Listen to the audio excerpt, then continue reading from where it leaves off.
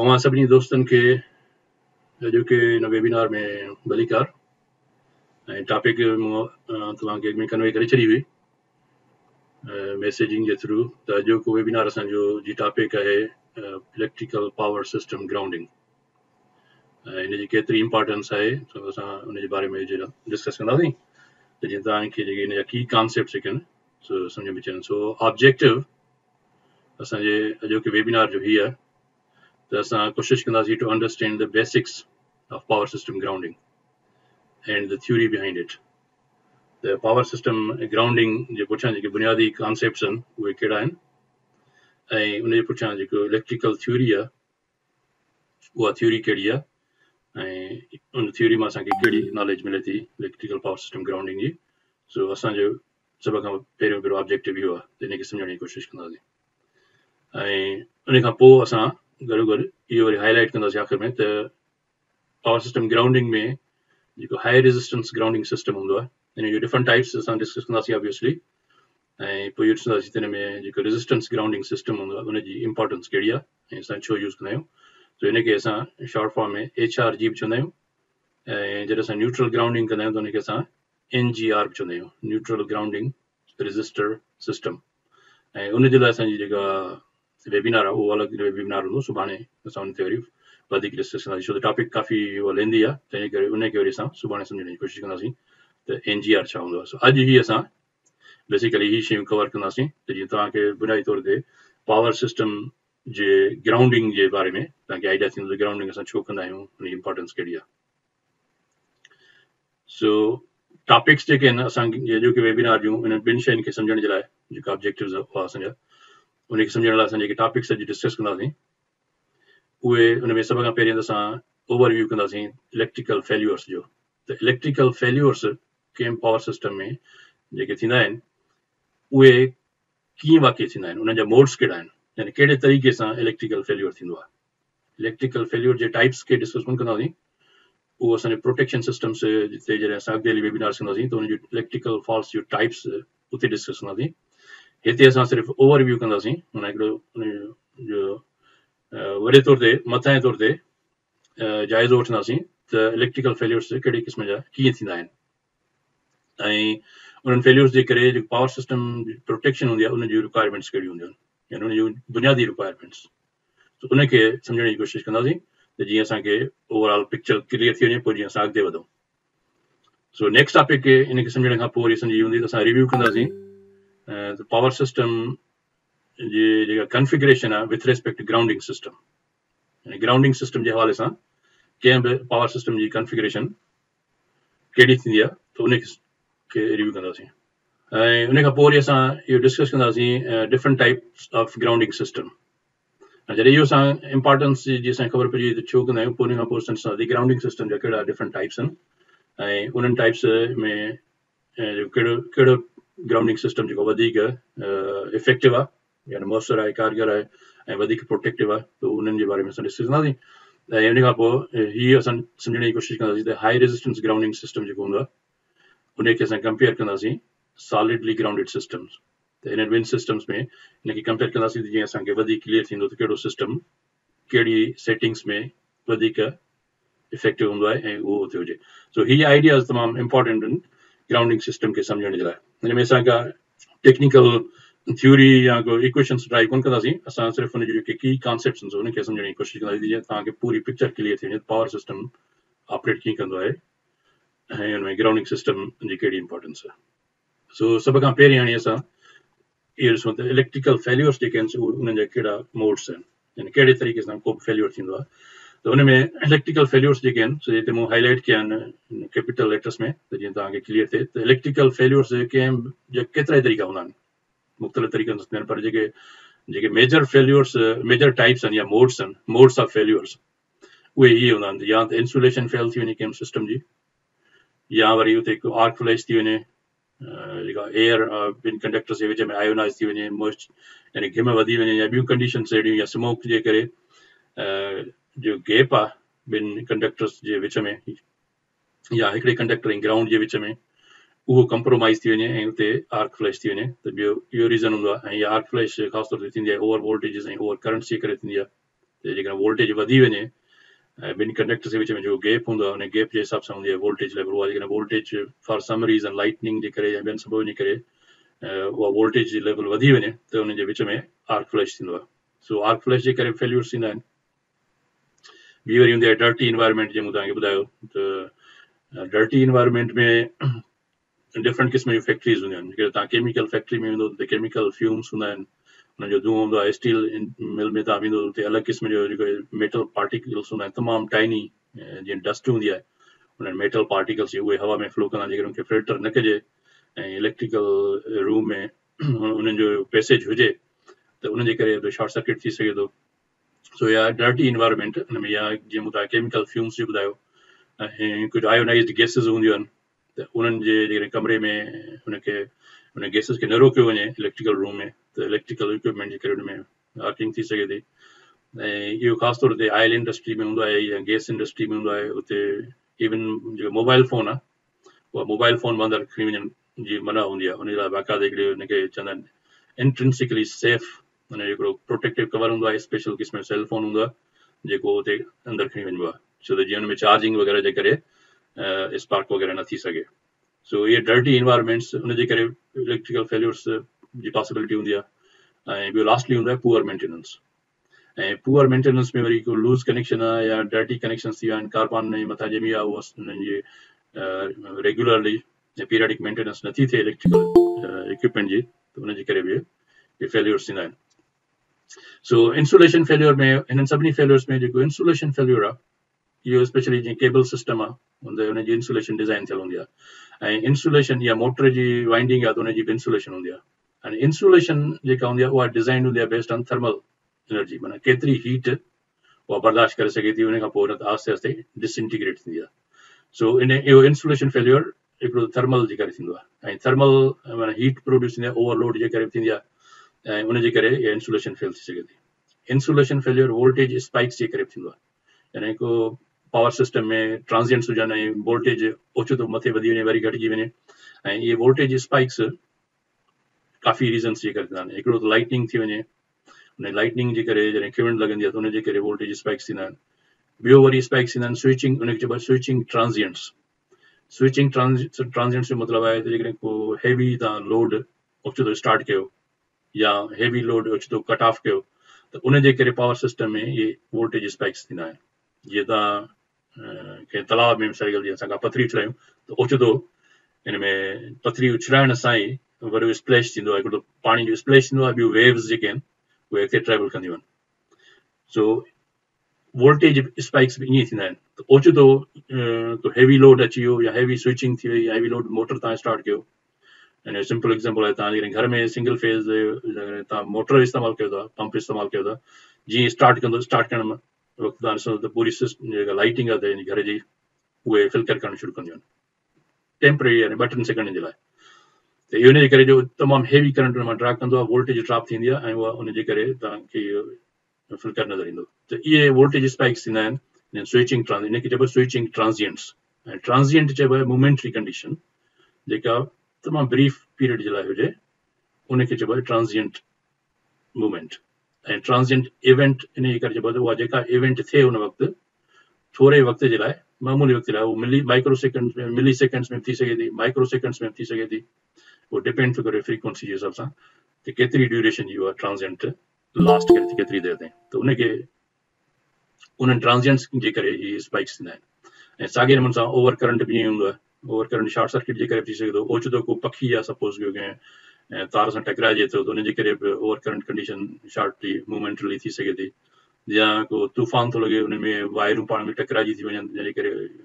Over current condition थी सघे थी। त इन्हनि कंडीशन जे करे इंसुलेशन फेल थी सघे थी। ऐं जॾहिं वोल्टेज स्पाइक्स हूंदा आहिनि त वोल्टेज स्पाइक्स जी फ्रीक्वेंसी हूंदी आहे केतिरो शार्प वोल्टेज स्पाइक आहे। ऐं इन जे लाइ मां तव्हांखे हिकिड़ो ही एग्ज़ाम्पल थो ॾियां त वोल्टेज असांजी नॉर्मली वोल्टेज असांजी हूंदी आहे साइनोसॉइडल, साइन वेव या करंट वेव ईअं हूंदी आहे। पर छा हूंदो आहे, जो हिन कंडीशन ते सपोज़ कयो त का शइ अहिड़ी स्टार्ट थी जंहिंजे करे हीअ वोल्टेज असांजी वधी वई, वरी वापसि अची वई, या वरी अॻिते हली हिन जाइ ते हिते हीअं स्पाइक अची वियो, या वरी हिते हिन जाइ ते स्पाइक अची वियो, या हीअं वॾो स्पाइक अची वियो त हिननि खे असां चवंदा आहियूं स्पाइक्स। इहो वोल्टेज में थी सघे थो, करंट में बि ओवर करंट जे करे बि ईअं स्पाइक्स ईंदा आहिनि। ऐं इहे हाई फ्रीक्वेंसी जा स्पाइक्स आहिनि, छो त हेसि ताईं त असांजो हाफ साइकिल आहे, हिन हाफ साइकिल खां पोइ हिन जी ड्यूरेशन तव्हां ॾिसंदो त हीअ स्पाइक जी ड्यूरेशन केतिरी आहे, हीअ तमामु एतिरी मिली सेकेंड्स में। जेकॾहिं 50 हर्ट्ज़ सिस्टम आहे त 50 हर्ट्ज़ सिस्टम में हिकिड़ो साइकिल जेको हूंदो आहे हितां खां वठी हेसि ताईं, इन जी ड्यूरेशन हूंदी आहे 20 मिली सेकेंड। 20 मिली सेकेंड इन जे करे जो हिक खे तव्हां डिवाइड कंदो 50 सां, 50 हर्ट्ज़ सां, त असांखे मिलंदो 0.02 सेकेंड्स। हिन खे तव्हां 1000 सां मल्टीप्लाई कंदो त 20 मिली सेकेंड। हाणे इहो आहे हिकिड़ो साइकिल, त हेसि ताईं आहे असांजो हाफ साइकिल। त तव्हांखे ख़बर पवंदी हाफ साइकिल जी जेका ड्यूरेशन आहे 10 मिली सेकेंड्स। ही उन 10 मिली सेकेंड्स खां बि घटि टाइम में ही हेसि ताईं असांजी थींदी 5 मिली सेकेंड्स, ही 5 मिली सेकेंड्स खां घटि। सो ही स्पाइक्स तव्हां ॾिसो त स्पाइक्स जी जेका ड्यूरेशन आहे एतिरी ड्यूरेशन इहा मिली सेकेंड तमामु घटि हूंदी आहे, माइक्रो सेकेंड्स में थी सघे थी। हिन खां अञा स्मॉल हुजे, जस्ट हिकिड़ी सिंपल जीअं स्पाइक हुजे ऐं हुते हुते वरी वापसि अची वञे, त इहे स्पाइक्स जेके आहिनि इहे अल्टीमेटली छा कंदियूं आहिनि, जो इहे इन इंसुलेशन खे फेल करे विझंदियूं आहिनि। सो इन स्पाइक्स जी नॉलेज हुजे त इहे पावर सिस्टम जी क्वालिटी सां इन जो रिलेटेड रिलेशन आहे पावर क्वालिटी सां। त पावर क्वालिटी मेयरमेंट कई वेंदी आहे, पावर क्वालिटी मीटर्स हूंदा आहिनि TY पावर क्वालिटी। त गेम सिस्टम में जेकॾहिं अहिड़े क़िस्म जो फेल्यूर्स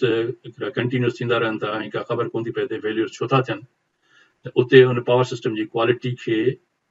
मॉनिटर कयो वेंदो आहे, उनखे मेयर कयो वेंदो आहे, रिकॉर्ड कयो वेंदो आहे। ऐं पोइ उन रिकॉर्डिंग में इहे जेके बि स्पाइक्स हूंदा आहिनि उनखे चइबो आहे स्पाइक्स हिकिड़ा थींदा आहिनि, इहे स्पाइक जेके मूं तव्हांखे ॿुधाया। ऐं ॿियो उनखे चवंदा आहिनि सेग्स, यानी का बि हुन में कुझु थो झटको लॻे त हेठि घटि वोल्टेज घटि थी वञे त इनखे सेग चइबो आहे, सेग्स। ऐं वरी ॿियो वोल्टेज या वरी वोल्टेज वधी वञे, इन में त स्पाइक्स आहिनि, पर स्पाइक्स जी जाइ ते जेकॾहिं वोल्टेज वधी वञे त हीअं वोल्टेज हीअं थी सघे थी वोल्टेज मथे वञे हिन खां जेतिरी लेवल खां, हुन खां पोइ वरी घटिजी वञे, त इनखे सेग्स, स्वेल्स, स्पाइक्स, हुन खां पोइ हार्मोनिक्स हूंदा आहिनि। हाणे इहे सभु शयूं जेके आहिनि इहे मॉनिटर कबियूं आहिनि, या फ्रीक्वेंसी में का चेंज अची थी वञे त इहे सभु अची वेंदा आहिनि पावर क्वालिटी में। कंहिं बि पावर सिस्टम जी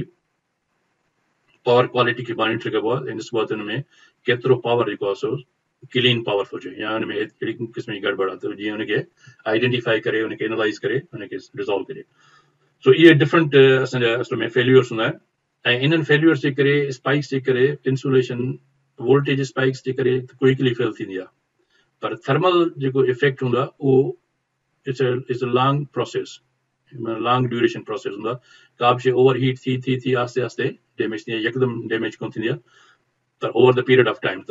हिननि जो जेको रेटिंग्स हूंदियूं आहिनि इक्विपमेंट जो, हुन में हूंदो आहे थर्मल रेटिंग केतिरी हूंदी आहे, केतिरो टेम्परेचर राइज़ हुन में हुजे। ट्रांसफार्मर आहे त ट्रांसफार्मर जे नेम प्लेट ते लिखियलु हूंदो आहे त हुनजो टेम्परेचर राइज़ केतिरो आहे,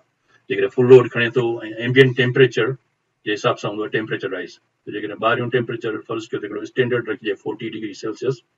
त 40 डिग्री सेल्सियस खां केतिरो टेम्परेचर ट्रांसफार्मर जो वधे, ऐं सपोज कयो त हुन ट्रांसफार्मर जो टेम्परेचर राइज़ आहे 65 डिग्रीज़, त हिन जो मतिलबु त 40 डिग्री सेंटीग्रेड असांजो ॿाहिरियों एम्बियंट टेम्परेचर आहे। हाणे जेकॾहिं ट्रांसफार्मर उहो असांजो फुल लोड ते हले थो, ऐं फुल लोड जे करे करंट कैरी करण जे करे हुन में ज़ारिया लॉसिस प्रोड्यूस थींदा, I²R लॉसिस, त हुनजी टेम्परेचर वधंदो, ऐं उहो टेम्परेचर 40 खां वधी जेकॾहिं 65 ते थो वञे त transformer will still be okay, छो त हुनजी डिज़ाइन मार्जिन जे अंदरि आहे। पर जेकॾहिं टेम्परेचर राइज़ हुन ट्रांसफार्मर जी नेम प्लेट खां वधी थो वञे त उहो ट्रांसफार्मर जी इंसुलेशन जेका आहे उहा आस्ते आस्ते रिड्यूस थी वेंदी, हुनजी एजिंग उहा आस्ते आस्ते रिड्यूस थींदी। अल्टीमेटली उहो छा थींदो, जो ट्रांसफार्मर जी इंसुलेशन हिकिड़े ॾींहं हली फेल थी वेंदी। त इहो हिन में माना टाइमली प्रोसेस आहे थर्मल ड्यूरेशन। स्पाइक्स जे करे क्विकली डैमेज थी सघे थी इंसुलेशन, मोटर डैमेज थी सघे थो, मोटर जी वाइंडिंग करे था ॾिसो त हिन में वोल्टेज स्पाइक्स जी जेके शार्प स्पाइक्स हूंदा आहिनि, इहे स्पाइक्स जीअं सम्झो की ॼण कोके सां तव्हां के कोको ठोके छॾियो हुन में इंसुलेशन में, त हिन स्पाइक्स जे करे उहा इंसुलेशन के वाइंडिंग जे मथां जेको वार्निश हूंदो आहे उहो रप्चर थी वेंदो आहे, ऐं उहो रप्चर थी वियो त हुन सां ग्राउंड फेल्यूर हूंदो आहे, फॉल टू ग्राउंड। सो हुन हिकिड़ी वाइंडिंग खां टू ग्राउंड इहे फेल्यूर्स थींदा आहिनि। सो इहो सम्झणु ज़रूरी आहे त इहे फेल्यूर्स थियनि कीअं था। हिकिड़ा इंसुलेशन फेल्यूर्स हूंदा आहिनि, आर्क फ्लैश डर्टी इन्वायरमेंट जे करे हूंदो आहे, ऐं ॿियो पुअर मेंटेनेंस जे करे हूंदो आहे, तंहिंजे करे इहो ज़रूरी आहे। हाणे इहे जेके बि मोड्स ऑफ फेल्यूर्स आहिनि इन जी स्टेटिस्टिक्स नंबर गॾु कया विया ऐं हुन मां इहो कैलकुलेशन कई वई त उन हिसाब सां इहो ख़बर पई त 90% इहे जेके फेल्यूर्स थींदा आहिनि इन्हनि इलेक्ट्रिकल फेल्यूर्स, ये टोटल फेल्यूर्स जो 90% फेल्यूर्स जेके हूंदा आहिनि उहे हमेशह स्टार्ट थींदा आहिनि एज़ अ ग्राउंड फॉल्ट। त जीअं हिते मूं तव्हांखे एग्ज़ाम्पल ॿुधायो त को मोटर जी का इंसुलेशन डैमेज थिए थी त उन इंसुलेशन ऐं कंप्रोमाइज़ थींदी, इंसुलेशन टू ग्राउंड शॉर्ट थींदो सॼो। तंहिंजे करे जेके बि 90% फेल्यूर्स हूंदा आहिनि उहे ग्राउंड फॉल्ट खां स्टार्ट थींदा आहिनि। कुझु तमामु घटि फॉल्ट्स हूंदा आहिनि जेके फेस टू फेस फॉल्ट्स हूंदा आहिनि, जेके ॿिनि लाइनुनि जे विच में का ओचितो का टूल किरी पियो कंहिं इलेक्ट्रीशियन खां लाइन मैन खां त हीअ ॿ फेज़ जेके आहिनि त ॿिनि फेज़ जे विच में शॉर्ट थी वियो या टिनि फेज़ जे विच में का शइ किरी थी पए या पाण में हीअ लाइनूं टकराइजी थी वञनि त उनजे करे थींदो आहे। पर इहे अहिड़े क़िस्म जा जेके फॉल्ट हूंदा आहिनि फेज़ टू फेज़ फॉल्ट्स, इहे अमूमन तमामु घटि थींदा आहिनि, 10% चांस हूंदो आहे। पर ही जेके बि single phase to ground fault हूंदा आहिनि इहे ultimately they lead to phase faults या थ्री फेज़ फॉल्ट्स। छो त हिकिड़ो फेज़ फेलियर थी वियो इहो वधी ॿिए फेज़ खे इफेक्ट कंदो, टे फेज़ खे इफेक्ट कंदो त ओवरऑल सॼो सिस्टम असांजो अनस्टेबल थींदो आहे। तंहिंजे करे हाणे हीअ जेकी जीअं त हिननि सभिनी में रिलेटेड आहे ग्राउंड, इहे ग्राउंड फॉल्ट सां स्टार्ट थियनि, उनजे करे जेके ग्राउंड फॉल्ट्स आहिनि उहे जेकॾहिं उनखे डिटेक्ट न कयो वञे त उन लाइ दे पोज़ बिग सेफ्टी हैज़र्ड्स या सेफ्टी रिस्क, न सिर्फ़ु माण्हू जे लाइ पर इक्विपमेंट डैमेज थी सघे थो, फायर थी सघे थी ऐं माण्हू खे जेको इलेक्ट्रिक शॉक यानी इलेक्ट्रिक्यूशन थी सघे थी, वर्कर जेको आहे उनखे करंट लॻी सघे थो, उनमें उनजो डेथ थी सघे थो, इक्विपमेंट या फायर थी थिए, इलेक्ट्रिकल फायर थींदियूं आहिनि, अहिड़े नमूने सां थींदियूं आहिनि फायर्स ऐं जेकॾहिं हिनखे प्रॉपर डिटेक्ट न कयो वञे। तंहिंजे करे असांखे इहो ग्राउंड सिस्टम्स जेके आहिनि उनखे सम्झणु ज़रूरी आहे ऐं इन जे करे ई असां मां टॉपिक सिलेक्ट कई त जीअं तव्हांखे आइडिया थी वञे त ग्राउंड सिस्टम जी इम्पोर्टेंस पावर सिस्टम में छो आहे। सो होपफुली हिनखे तव्हांखे आइडिया क्लियर थी वेंदो त इलेक्ट्रिकल फेल्यूर्स कीअं था थियनि ऐं उहे उन्हनि फेल्यूर्स जो तालुक़ु हूंदो आहे ग्राउंड सां, छो त स्टार्टिंग हुनजी बिगिनिंग ते आहे जेका हूंदी आहे उहा ग्राउंड फॉल्ट सां थींदी आहे, उनजे करे ग्राउंड सिस्टम खे सम्झणु तमामु ज़रूरी आहे। सो हाणे इन्हनि इलेक्ट्रिकल फॉल्ट्स जे मोड्स असां पढ़ियासीं, पर उन्हनि फॉल्ट्स खे सम्झण जे लाइ इहो बहितर थींदो आहे त उनखे कहिड़े नमूने सां कैटेगराइज़ करे त जीअं आराम सां सम्झ में अची वञे त कहिड़ा फॉल्ट्स कहिड़ी कैटेगरी में अचनि था। उन हवाले सां इलेक्ट्रिकल सिस्टम्स जा जेके फॉल्ट्स हूंदा आहिनि उन्हनि खे ॿिनि बिग कैटेगरीज़ में विरायो वियो आहे, जंहिंमें हिकिड़नि फॉल्ट्स खे असां चवंदा आहियूं वोल्टेज फॉल्ट्स ऐं ॿियनि टाइप्स खे असां चवंदा आहियूं आर्किंग फॉल्ट्स। सो इहे माना ॿ ब्रॉड कैटेगरीज़ आहिनि कंहिं पावर सिस्टम में। जीअं तव्हांखे हाणे सुभाणे केरु चए त भई हीउ जेको फलाणो फॉल्ट आहे, कहिड़ी क़िस्म जो जेको फॉल्ट आहे उन डिस्कस कंदासीं असां, तव्हां यकदमि चवंदो त इहो वोल्टेज फॉल्ट आहे ऐं फलाणे क़िस्म जो फॉल्ट आहे तव्हां यकदमि चवंदो इहो आर्किंग फॉल्ट आहे। ऐं हिननि वोल्टेज फॉल्ट सां छा खे चवंदा आहियूं ऐं आर्किंग फॉल्ट छा खे चवंदा आहियूं, इहो असां अॻिते डिस्कस कंदासीं त वोल्टेज फॉल्ट छा हूंदा आहिनि, वोल्टेज छो था चऊं। पर हिते इहो सिर्फ़ु सम्झण जी कोशिशि कयूं त वोल्टेज फॉल्ट्स जेके हूंदा आहिनि से इहे लो इम्पीडेंस फॉल्ट्स हूंदा आहिनि। सो दिस इज़ अ की concept to remember. The voltage faults में जेको फॉल्ट इम्पीडेंस हूंदी आहे, फॉल्ट इम्पीडेंस हूंदी आहे त जंहिं जाइ ते फॉल्ट आहे उन फॉल्ट पॉइंट खां वठी जेको ग्राउंड ताईं। सो हाणे हिते मां ड्रा थो कयां, सपोज़ करिए हीअ असांजो हिकिड़ो 3 फेज़ सिस्टम आहे ऐं हिन में हिकिड़ो ही फेज़ जेको आहे असांजो इहो it is fail to ground ऐं हिते असांजी ही फॉल्ट आहे, ही फॉल्ट जी हिकिड़ी सिंबल आहे त हिन जाइ ते फॉल्ट थियो। त हाणे हिन फॉल्ट जंहिं पॉइंट ते थियो हिन पॉइंट खां वठी ग्राउंड ताईं जेका इम्पीडेंस वैल्यू हूंदी आहे इनखे चइबो आहे फॉल्ट इम्पीडेंस। ऐं इहा फॉल्ट इम्पीडेंस जेका हूंदी आहे इहा ई ग्राउंड फॉल्ट करंट खे रिड्यूस कंदी आहे, उन ते डिपेंड कंदो आहे फॉल्ट करंट त केतिरो फॉल्ट करंट गुज़रे, I square R voltage ohm's law I R. त हिते असां आई आर जी जाइ ते जॾहिं असां 3 फेज़ सिस्टम जी ॻाल्हि कंदा आहियूं त असां यूज़ कंदा आहियूं टर्म आई ज़ेड। सो हिन ज़ेड खे चवंदा आहियूं असां इम्पीडेंस। सो फॉल्ट पॉइंट खां वठी ग्राउंड जे विच में जेका बि इम्पीडेंस उन वक़्तु हूंदी उन ते डिपेंड कंदो आहे फॉल्ट करंट। त जेतिरी इम्पीडेंस वधीक हूंदी त फॉल्ट करंट घटि हूंदो। सो हीअ सम्झणु ज़रूरी आहे त जेके वोल्टेज फॉल्ट्स हूंदा आहिनि उन्हनि वोल्टेज फॉल्ट्स में जेका इम्पीडेंस हूंदी आहे फॉल्ट इम्पीडेंस इज़ ऑलवेज लो, इहा सम्झणु ज़रूरी। पर हिन जी भेट में जेके आर्किंग फॉल्ट्स हूंदा आहिनि उन्हनि जी इम्पीडेंस जेका हूंदी आहे रिलेटिवली हाई इम्पीडेंस हूंदी आहे ऐं उन जो मतिलबु आहे त करंट जेको इम्पीडेंस हाई आहे त करंट इन मां एतिरो फ्लो न कंदो। हाणे जॾहिं करंट फ्लो न घटि कंदो हिन मां त उन सां कहिड़ा कॉन्सिक्वेंसिस आहिनि उहे असां सम्झण जी कोशिशि कंदासीं त उन सां छा थो थिए आर्किंग फॉल्ट्स केतिरा ख़तरनाक आहिनि जॾहिं त वोल्टेज फॉल्ट्स जेके हूंदा आहिनि हाणे जेके बि शॉर्ट सर्किट्स थींदा आहिनि कंहिं सिस्टम में त कंहिं सिस्टम में रेज़िस्टेंस त हूंदी आहे इम्पीडेंस त हूंदी आहे उहा बिल्कुलु तव्हां ख़तमु नथा करे सघो त जेके शॉर्ट सर्किट्स हूंदा आहिनि जीअं सिंगल फेज ग्राउंड थियो या ही 2 फेज पाण में शॉर्ट थी विया या 3 फेज पाण में शॉर्ट थी विया इन्हनि खे चइबो आहे शॉर्ट सर्किट्स त शॉर्ट सर्किट जेके हूंदा आहिनि इहे they are not voltage faults ऐं वोल्टेज फॉल्ट छा खे चइबो आहे उनजो एग्ज़ाम्पल मां तव्हांखे ॾियां त जीअं तव्हांखे सम्झ में अचे त वोल्टेज फॉल्ट हूंदो छा आहे हाणे हीअ वोल्टेज फॉल्ट आहे ही सपोज कयो 3 हिकिड़ियूं कंडक्टर्स या 3 बस बार्स आहिनि ऐं हिते ड्रा त कयूं जीअं तव्हांखे थोरो आइडिया थींदो वोल्टेज फॉल्ट छा खे चइबो आहे ऐं 3 बस बार्स आहिनि जंहिंखे पावर अचे थो कंहिं ट्रांसफॉर्मर मां अचे थो हिकिड़े फेज़ में ॿिए फेज़ में ही केबल्स आहिनि कनेक्टेड आहिनि हाणे हिन टिनी बस बार्स सां हेॾे असांजो लोड वञे थो हिकिड़ी केबल सिस्टम खे ट्रायंगल हिन सां ज़ाहिर कबो एरो सां तव्हां फर्स्ट हीअ असांजो केबल सिस्टम कनेक्ट थियल आहिनि कंहिं इक्विपमेंट में ठीकु आहे हीअ मोटर थी सघे थो या कुझु बि थी सघे थो हिते एम था करे छॾियूं फॉर मोटर हाणे हिन में जेकॾहिं हिते सपोज कयो त मां हिकिड़ी पटी जेका आहे हिन खे बोल्ट सां कनेक्ट करे छॾियां टिनी फेज़िस खे यानी टिनी फेज़ खे मां शॉर्ट करे छॾियां ऐं हिनखे बोल्ट सां नट बोल्ट सां टाइट करे छॾियां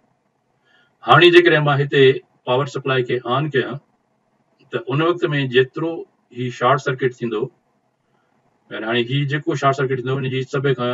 इम्पीडेंस लोएस्ट इम्पीडेंस हूंदी आहे त ही जेको शॉर्ट सर्किट थियो टिनी फेज़ जे विच में इनखे असां चवंदा आहियूं वोल्टेज फॉल्ट ऐं वोल्टेज फॉल्ट उहो फॉल्ट हूंदो आहे जंहिंमें वधि में वधि करंट पास कंदो आहे छो त टई ॼण सॉलिड पाण में कनेक्टेड लॻा पिया आहिनि सो इनखे असां चवंदा आहियूं लो इम्पीडेंस फॉल्ट तंहिंजे करे असां हिते लिखियो आहे इहे फॉल्ट्स जेके आहिनि अहिड़े क़िस्म जा फॉल्ट हुजनि जेके लो इम्पीडेंस फॉल्ट हुजनि यानी टई पाण में वेल्ड थी वञनि ऐं हिन जी भेट में जेको आर्किंग फॉल्ट हूंदो आहे सो हिनखे जेकॾहिं मां ड्रायांसि हिनखे ड्राए ऐं हाणे हिन जी जाइ ते जेकॾहिं मां वरी हिकिड़ो आर्किंग ठाहियां थो फॉल्ट त उन आर्किंग फॉल्ट में वरी छा हूंदो आहे जो जेकॾहिं इंसुलेशन ॿिन्ही जे विच में कंप्रोमाइज़ थी वञे या फ्यूम्स हुजनि या के मेटल शेविंग्स आहिनि या को चार्ज स्मोक आहे हिकिड़ी फैक्ट्री में त हितां उन में हिन सां इन जे विच में हिते जेकॾहिं आर्किंग ऐं हीअ असांजो सपोज कयो असांजो पैनल आहे पैनल जो ग्राउंड पैनल ते ग्राउंड थियल हूंदो आहे त हिन जे विच में जेकॾहिं हिते जीअं स्पार्क थी वञे हीअ एयर आयोनाइज़ थी वञे ऐं हिन सां ग्राउंड थी वञे त इन जी जेका रेज़िस्टेंस हूंदी आहे आर्क जी इट्स रिलेटिवली हायर तंहिंजे करे असां हिनखे हाई इम्पीडेंस फॉल्ट चवंदा आहियूं ऐं उन सां छा हूंदो आहे जेको फॉल्ट करंट हूंदो आहे सो जॾहिं इम्पीडेंस असांजी वधीक हूंदी छो त वोल्टेज हूंदी आहे आई आर जे या आई ज़ेड जे त हिन में जेकर असां आई कैलकुलेट कयूं त आई इक्वल टू हूंदी आहे V divided by Z simple ही तव्हांखे फॉर्मूला यादि करणु घुरिजे ऐं हिन में जेकॾहिं डिनोमिनेटर जो वैल्यू वधीक हूंदो त करंट घटि थींदो तव्हांजो हिन इक्वेशन में जेकर तव्हांखे प्राइमरी में पढ़िया हूंदा अणपुर फ्रैक्शंस त डिनोमिनेटर जो वैल्यू जेकॾहिं वॾो हूंदो त हिन जी आउटपुट जेका आहे उहा घटि हूंदी जेकर 1 डिवाइडेड बाय मिसाल 1 डिवाइडेड बाय 2 आहे त जेकर 1 डिवाइडेड बाय 1 आहे त असांजो आंसर ईंदो आहे 1 डिवाइडेड बाय 2 हूंदो त आंसर असांजो ईंदो 0.5 जेकर 1 डिवाइडेड बाय 4 आहे त असांजो आंसर ईंदो 0.25 त तव्हां ॾिसो हीउ हेठियो नंबर डिनोमिनेटर जीअं जीअं वॾो थींदो आहे हिते 1 आहे हिते 2 आहे हाणे 4 आहे त हीउ असांजो अमाउंट घटि थींदो आहे सो हिते जेकॾहिं इम्पीडेंस असांजी वधीक हूंदी त असांजो फॉल्ट करंट घटि हूंदो हाणे फॉल्ट करंट जॾहिं घटि हूंदो आहे त थी सघे थो त जेको डिटेक्शन सर्किट आहे जेको फॉल्ट खे डिटेक्ट थो करे उहो डिटेक्ट ई न करे यानी हुनजी लेवल एतिरी घटि हुजे जो प्रोटेक्शन सिस्टम तव्हांखे प्रोटेक्ट ई न करे सघे उनजे करे हीअ जेके आर्किंग फॉल्ट्स आहिनि दे आर वेरी डेंजरस जेके त उहे डिटेक्ट न थी सघंदा आहिनि छो त हुननि जो एतिरी लेवल न हूंदी आहे पर जेके वोल्टेज फॉल्ट्स आहिनि उन में लो इम्पीडेंस हूंदी आहे लो इम्पीडेंस जे करे करंट हुन मां तमामु हाई पास थींदो आहे जंहिंजे करे डिस्ट्रक्शन त घणी ईंदी आहे थियणु घुरिजे पर उनजे करे हिते मां हिते मां लिखियो आहे त तव्हां चवंदो हीअ इम्पीडेंस त लो आहे हुन में करंट बि तमामु घणो पास थो थिए पर उहो डिस्ट्रक्टिव वरी जेको आहे घटि छो हूंदा आहिनि उहे इन जे करे घटि डिस्ट्रक्टिव हूंदा आहिनि जो प्रोटेक्शन सिस्टम फास्ट रिएक्ट कंदो आहे ऐं जल्दी हुनखे ट्रिप कराईंदो तंहिंजे करे ही वोल्टेज फॉल्ट्स हूंदा आहिनि इहे आर्किंग फॉल्ट जी भेट में लेस डिस्ट्रक्टिव हूंदा आहिनि सो इहा की पॉइंट आहे जेको तव्हांखे सम्झणु घुरिजे इलेक्ट्रिकल फॉल्ट जे हवाले सां त तव्हां कॾहिं कंहिंखे जेकॾहिं चवंदो भई इलेक्ट्रिकल में जेके वोल्टेज फॉल्ट्स हूंदा आहिनि दे आर लेस डिस्ट्रक्टिव त अॻे माण्हू तव्हां खिलंदो त भाई चरियो आहे छा आहे इहो कीअं थो चए त लेस डिस्ट्रिक्ट हूंदा आहिनि जिन मां करंट तमामु घणो फ्लो कंदो आहे पर लेस डिस्ट्रिक्ट इन जे करे हूंदा आहिनि जो प्रोटेक्शन सिस्टम क्विकली डिटेक्ट करे उनखे आइसोलेट करे छॾींदो आहे सर्किट खे तंहिंजे करे उनजी डिस्ट्रक्शन जेका हूंदी आहे उन फॉल्ट पॉइंट ते वधीक हूंदी आहे पर उहो एतिरो वधीक फैल बि न आहे पर उनजी भेट में जेके आर्किंग फॉल्ट्स आहिनि उहे डिटेक्ट करण में वधीक टाइम लॻंदो आहे जेसि ताईं उन डिटेक्ट थियनि तेसि ताईं उहा आर्क एतिरी फैलिजी वेंदी आहे जो हुन में वधीक फेल्यूर्स थींदा आहिनि हुन में ट्रांजिएंट्स थींदा आहिनि इनस्टेबिलिटी थींदी आहे इहो असां अॻिते डिस्कस कंदासीं त उन्हनि खां पोइ असां कीअं सिस्टम खे ग्राउंडिंग सिस्टम असांखे कीअं प्रोटेक्ट थो करे सो होपफुली ही तव्हांखे इन जूं की कॉन्सेप्ट्स सम्झ में अची विया हूंदा त वोल्टेज फॉल्ट्स छा हूंदा आहिनि ऐं इन खां पोइ नेक्स्ट आहे आर्किंग फॉल्ट्स तॾहिं थोरो डिटेल मूं चयो त ज़रूरी आहे तव्हांखे ॿुधायां त आर्किंग फॉल्ट्स जेके हूंदा आहिनि इहे मोस्टली इहे हूंदा आहिनि लो वोल्टेज सिस्टम ते हिते मां 480 लिखियो आहे त कैनेडा जे सिस्टम जे हिसाब सां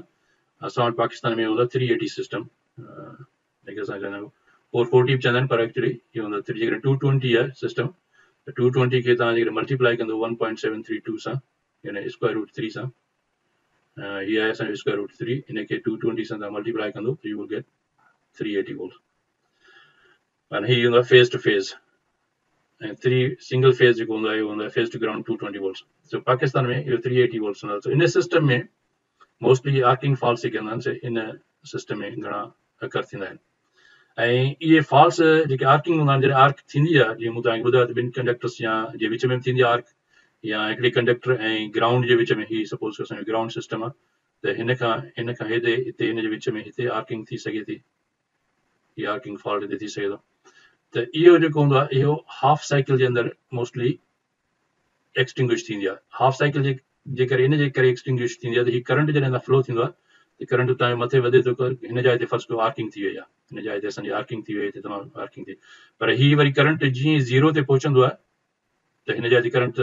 ज़ीरो थी वेंदो ज़ीरो जे करे इहा आर्क जेके चवंदा आहियूं सेल्फ एक्सटिंग्विश थी वेंदी आहे ख़ुदि ब ख़ुदि हाफ साइकिल जे अंदरि ई अंदरि विसामी वेंदी आहे आर्क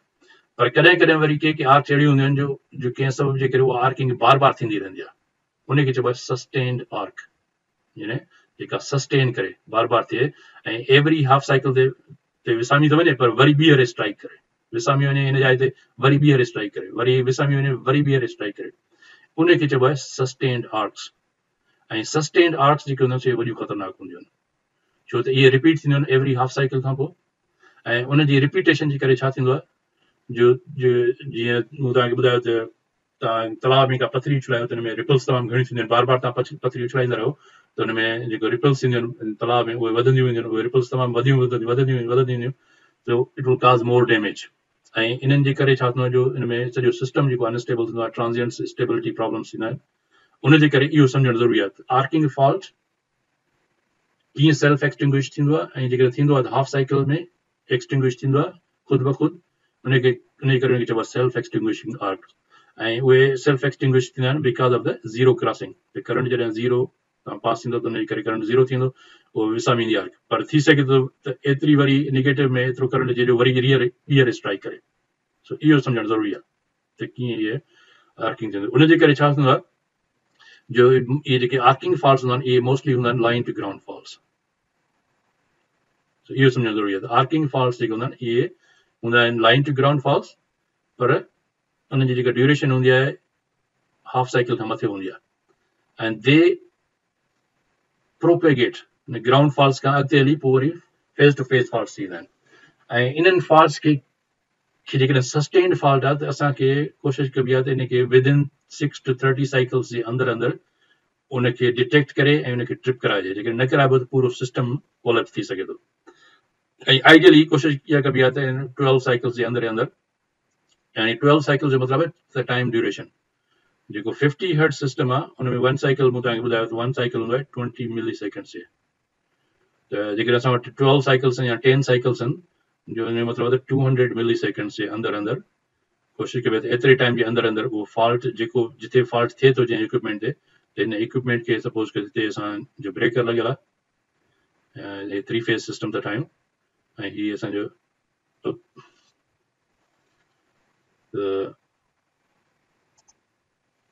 त हिन में हिन ब्रेकर खे असांजी कोशिशि हीअ हूंदी त असां हिन ब्रेकर खे फौरन ट्रिप करायूं हिननि 200 मिली सेकेंड्स जे अंदरि अच्छा हिने ब्रेकर के ते वरी ड्रा ते कयूंसि त पोइ कोशिशि इहा हूंदी आहे त विदिन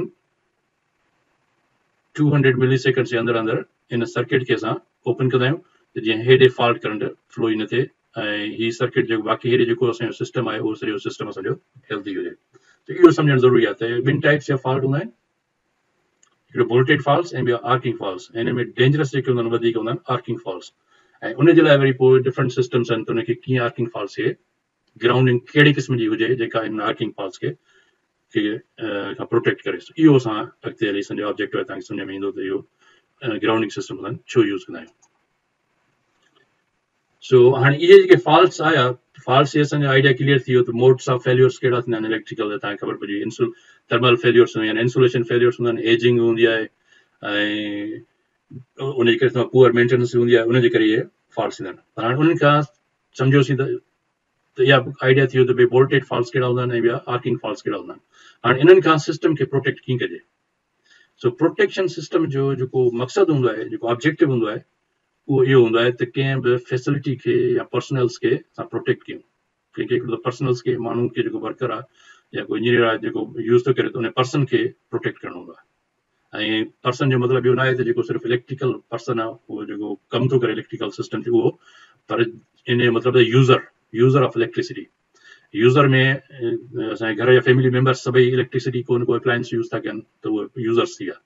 त इलेक्ट्रिकल सिस्टम में जेको बि माण्हू इलेक्ट्रिकल एनर्जी जो इस्तेमालु करे थो इलेक्ट्रिकल अप्लायंसिस यूज़ करे थो त असांखे उन खे प्रोटेक्ट करणो हूंदो आहे इन्हनि क़िस्म जे फॉल्ट्स मां तंहिंजे करे फॉल्ट सिस्टम जो प्रोटेक्शन सिस्टम जो इहो मक़सदु हूंदो आहे त उहो पर्सनल्स खे प्रोटेक्ट करे फायर खां इलेक्ट्रिक्यूशन खां त हिनखे को शॉक लॻे ऐं ॿियो प्रोटेक्शन सिस्टम जो मक़सदु हूंदो आहे त इक्विपमेंट खे प्रोटेक्ट कजे या फैसिलिटी खे प्रोटेक्ट कजे त हुते के फायर्स न लॻनि या हुते फेल्यूर्स न थियनि त उन खां महफ़ूज़ रहे उहो सिस्टम ऐं टियों फॉल्ट प्रोटेक्शन सिस्टम जो ऑब्जेक्टिव इहो हूंदो आहे त इलेक्ट्रिकल सर्किट खे प्रोटेक्ट करे यानी जेको केबल्स आहिनि त ईअं न थिए केबल डैमेज थियनि तमामु एक्सपेंसिव हूंदियूं आहिनि केबल सिस्टम त प्रोटेक्शन सिस्टम एतिरो क्विकली डिटेक्ट करे त जॾहिं करे का फॉल्ट कंडीशन क्रिएट थी आहे या इलेक्ट्रिकल फेल्यूर्स डिफरेंट टाइप्स जेके मोड्स थियनि था उनखे यकदमि डिटेक्ट करे त जीअं इहे जेको एक्सपेंसिव या कॉस्टली जेको असांजो इंस्टॉलेशन आहे जीअं केबल सिस्टम्स थी आहे या ॿियो इक्विपमेंट थी वियो त उनखे प्रोटेक्ट करे छॾे सर्किट्स खे प्रोटेक्ट सो सर्किट खे प्रोटेक्ट करणु इक्विपमेंट खे प्रोटेक्ट करणु ऐं पर्सन्स खे प्रोटेक्ट करणु इहे हूंदा आहिनि ऑब्जेक्टिव इहे गोल हूंदा आहिनि कंहिं बि प्रोटेक्शन सिस्टम्स जहिड़ा ऐं प्रोटेक्शन सिस्टम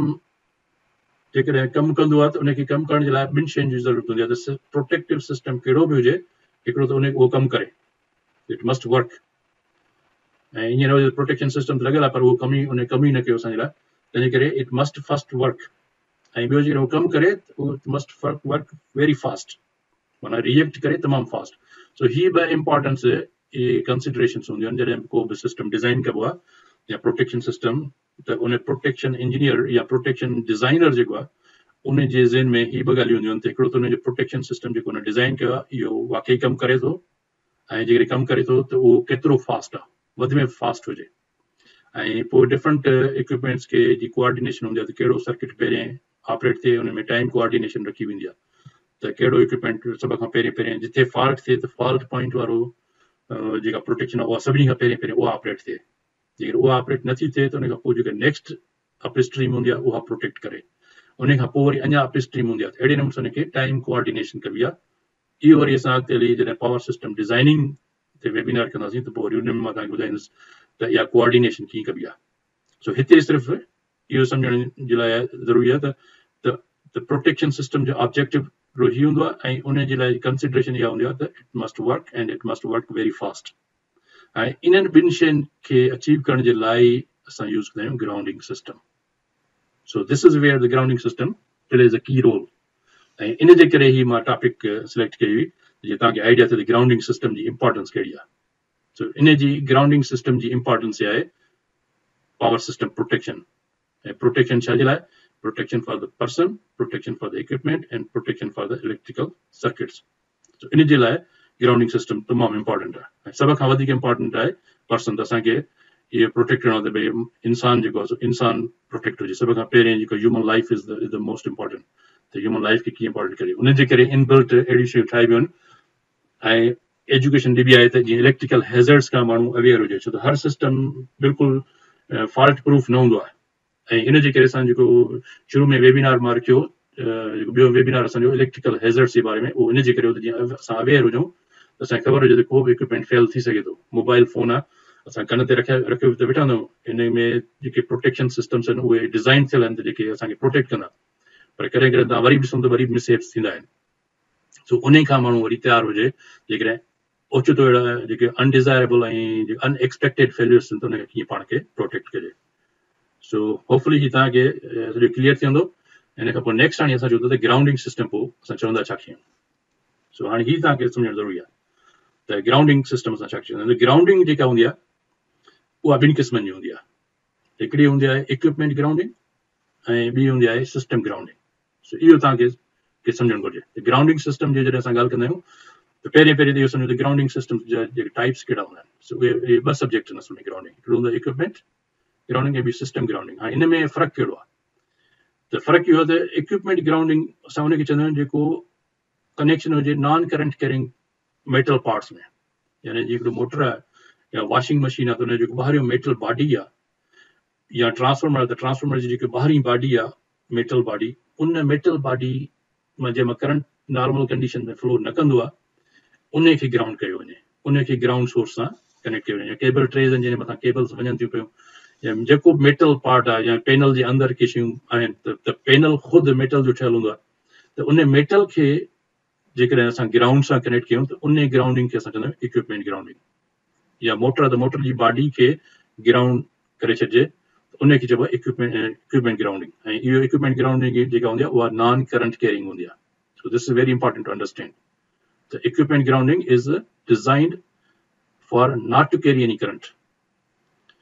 ऐं इन जो जेको मक़सदु हूंदो आहे इक्विपमेंट ग्राउंडिंग जो, इहो हूंदो आहे त माण्हू खे इंसान खे बचाइणु या इक्विपमेंट जी सेफ्टी जे लाइ इंपॉर्टेंट हूंदो आहे इक्विपमेंट ग्राउंडिंग।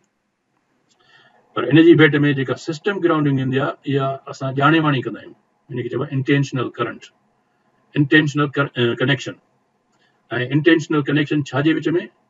न्यूट्रल पॉइंट जे विच में ऐं ग्राउंड जे विच में इहो असां रखंदा आहियूं। ऐं इन में जेको कनेक्शन हूंदो आहे न्यूट्रल पॉइंट खां, उहो बि डिज़ाइन हूंदो आहे त नॉर्मल कंडीशन में it does not have to carry current. हाणे हिते मिसाल जी ॻाल्हि हिकिड़ो 3 फेज़ सिस्टम असां ठाहियूं था, हिकिड़ो ही फेज़ आहे, ॿियो ही आहे, ऐं ही स्टार कनेक्टेड सिस्टम आहे। त हीअ जेका न्यूट्रल पॉइंट आहे, हिन न्यूट्रल पॉइंट खे जेकॾहिं असां कनेक्ट कयूं ग्राउंड सिस्टम सां त हेॾे सिस्टम खे असां चवंदा आहियूं सिस्टम ग्राउंडिंग। या वरी डेल्टा सिस्टम हिकिड़ा अहिड़ा हूंदा आहिनि जंहिंमें कुझु डेल्टा सिस्टम्स में हिन जे हिकिड़े कॉर्नर खे ग्राउंड कयो वेंदो आहे, हिनखे कॉर्नर ग्राउंडेड डेल्टा सिस्टम चइबो आहे। हिन जी पंहिंजूं इंपॉर्टेंस आहिनि त हिनखे छो ग्राउंड कंदा आहियूं। त अहिड़े क़िस्म जो जेको हिन में न्यूट्रल पॉइंट त कोन्हे, पर हिकिड़ो कॉर्नर जेको आहे उहो ग्राउंड थियल आहे। सो जॾहिं असां सिस्टम ग्राउंडिंग जी ॻाल्हि कंदा आहियूं त इहो ज़रूरी न आहे त न्यूट्रल जी ॻाल्हि कंदा वञूं त न्यूट्रल ई ग्राउंड हुजे,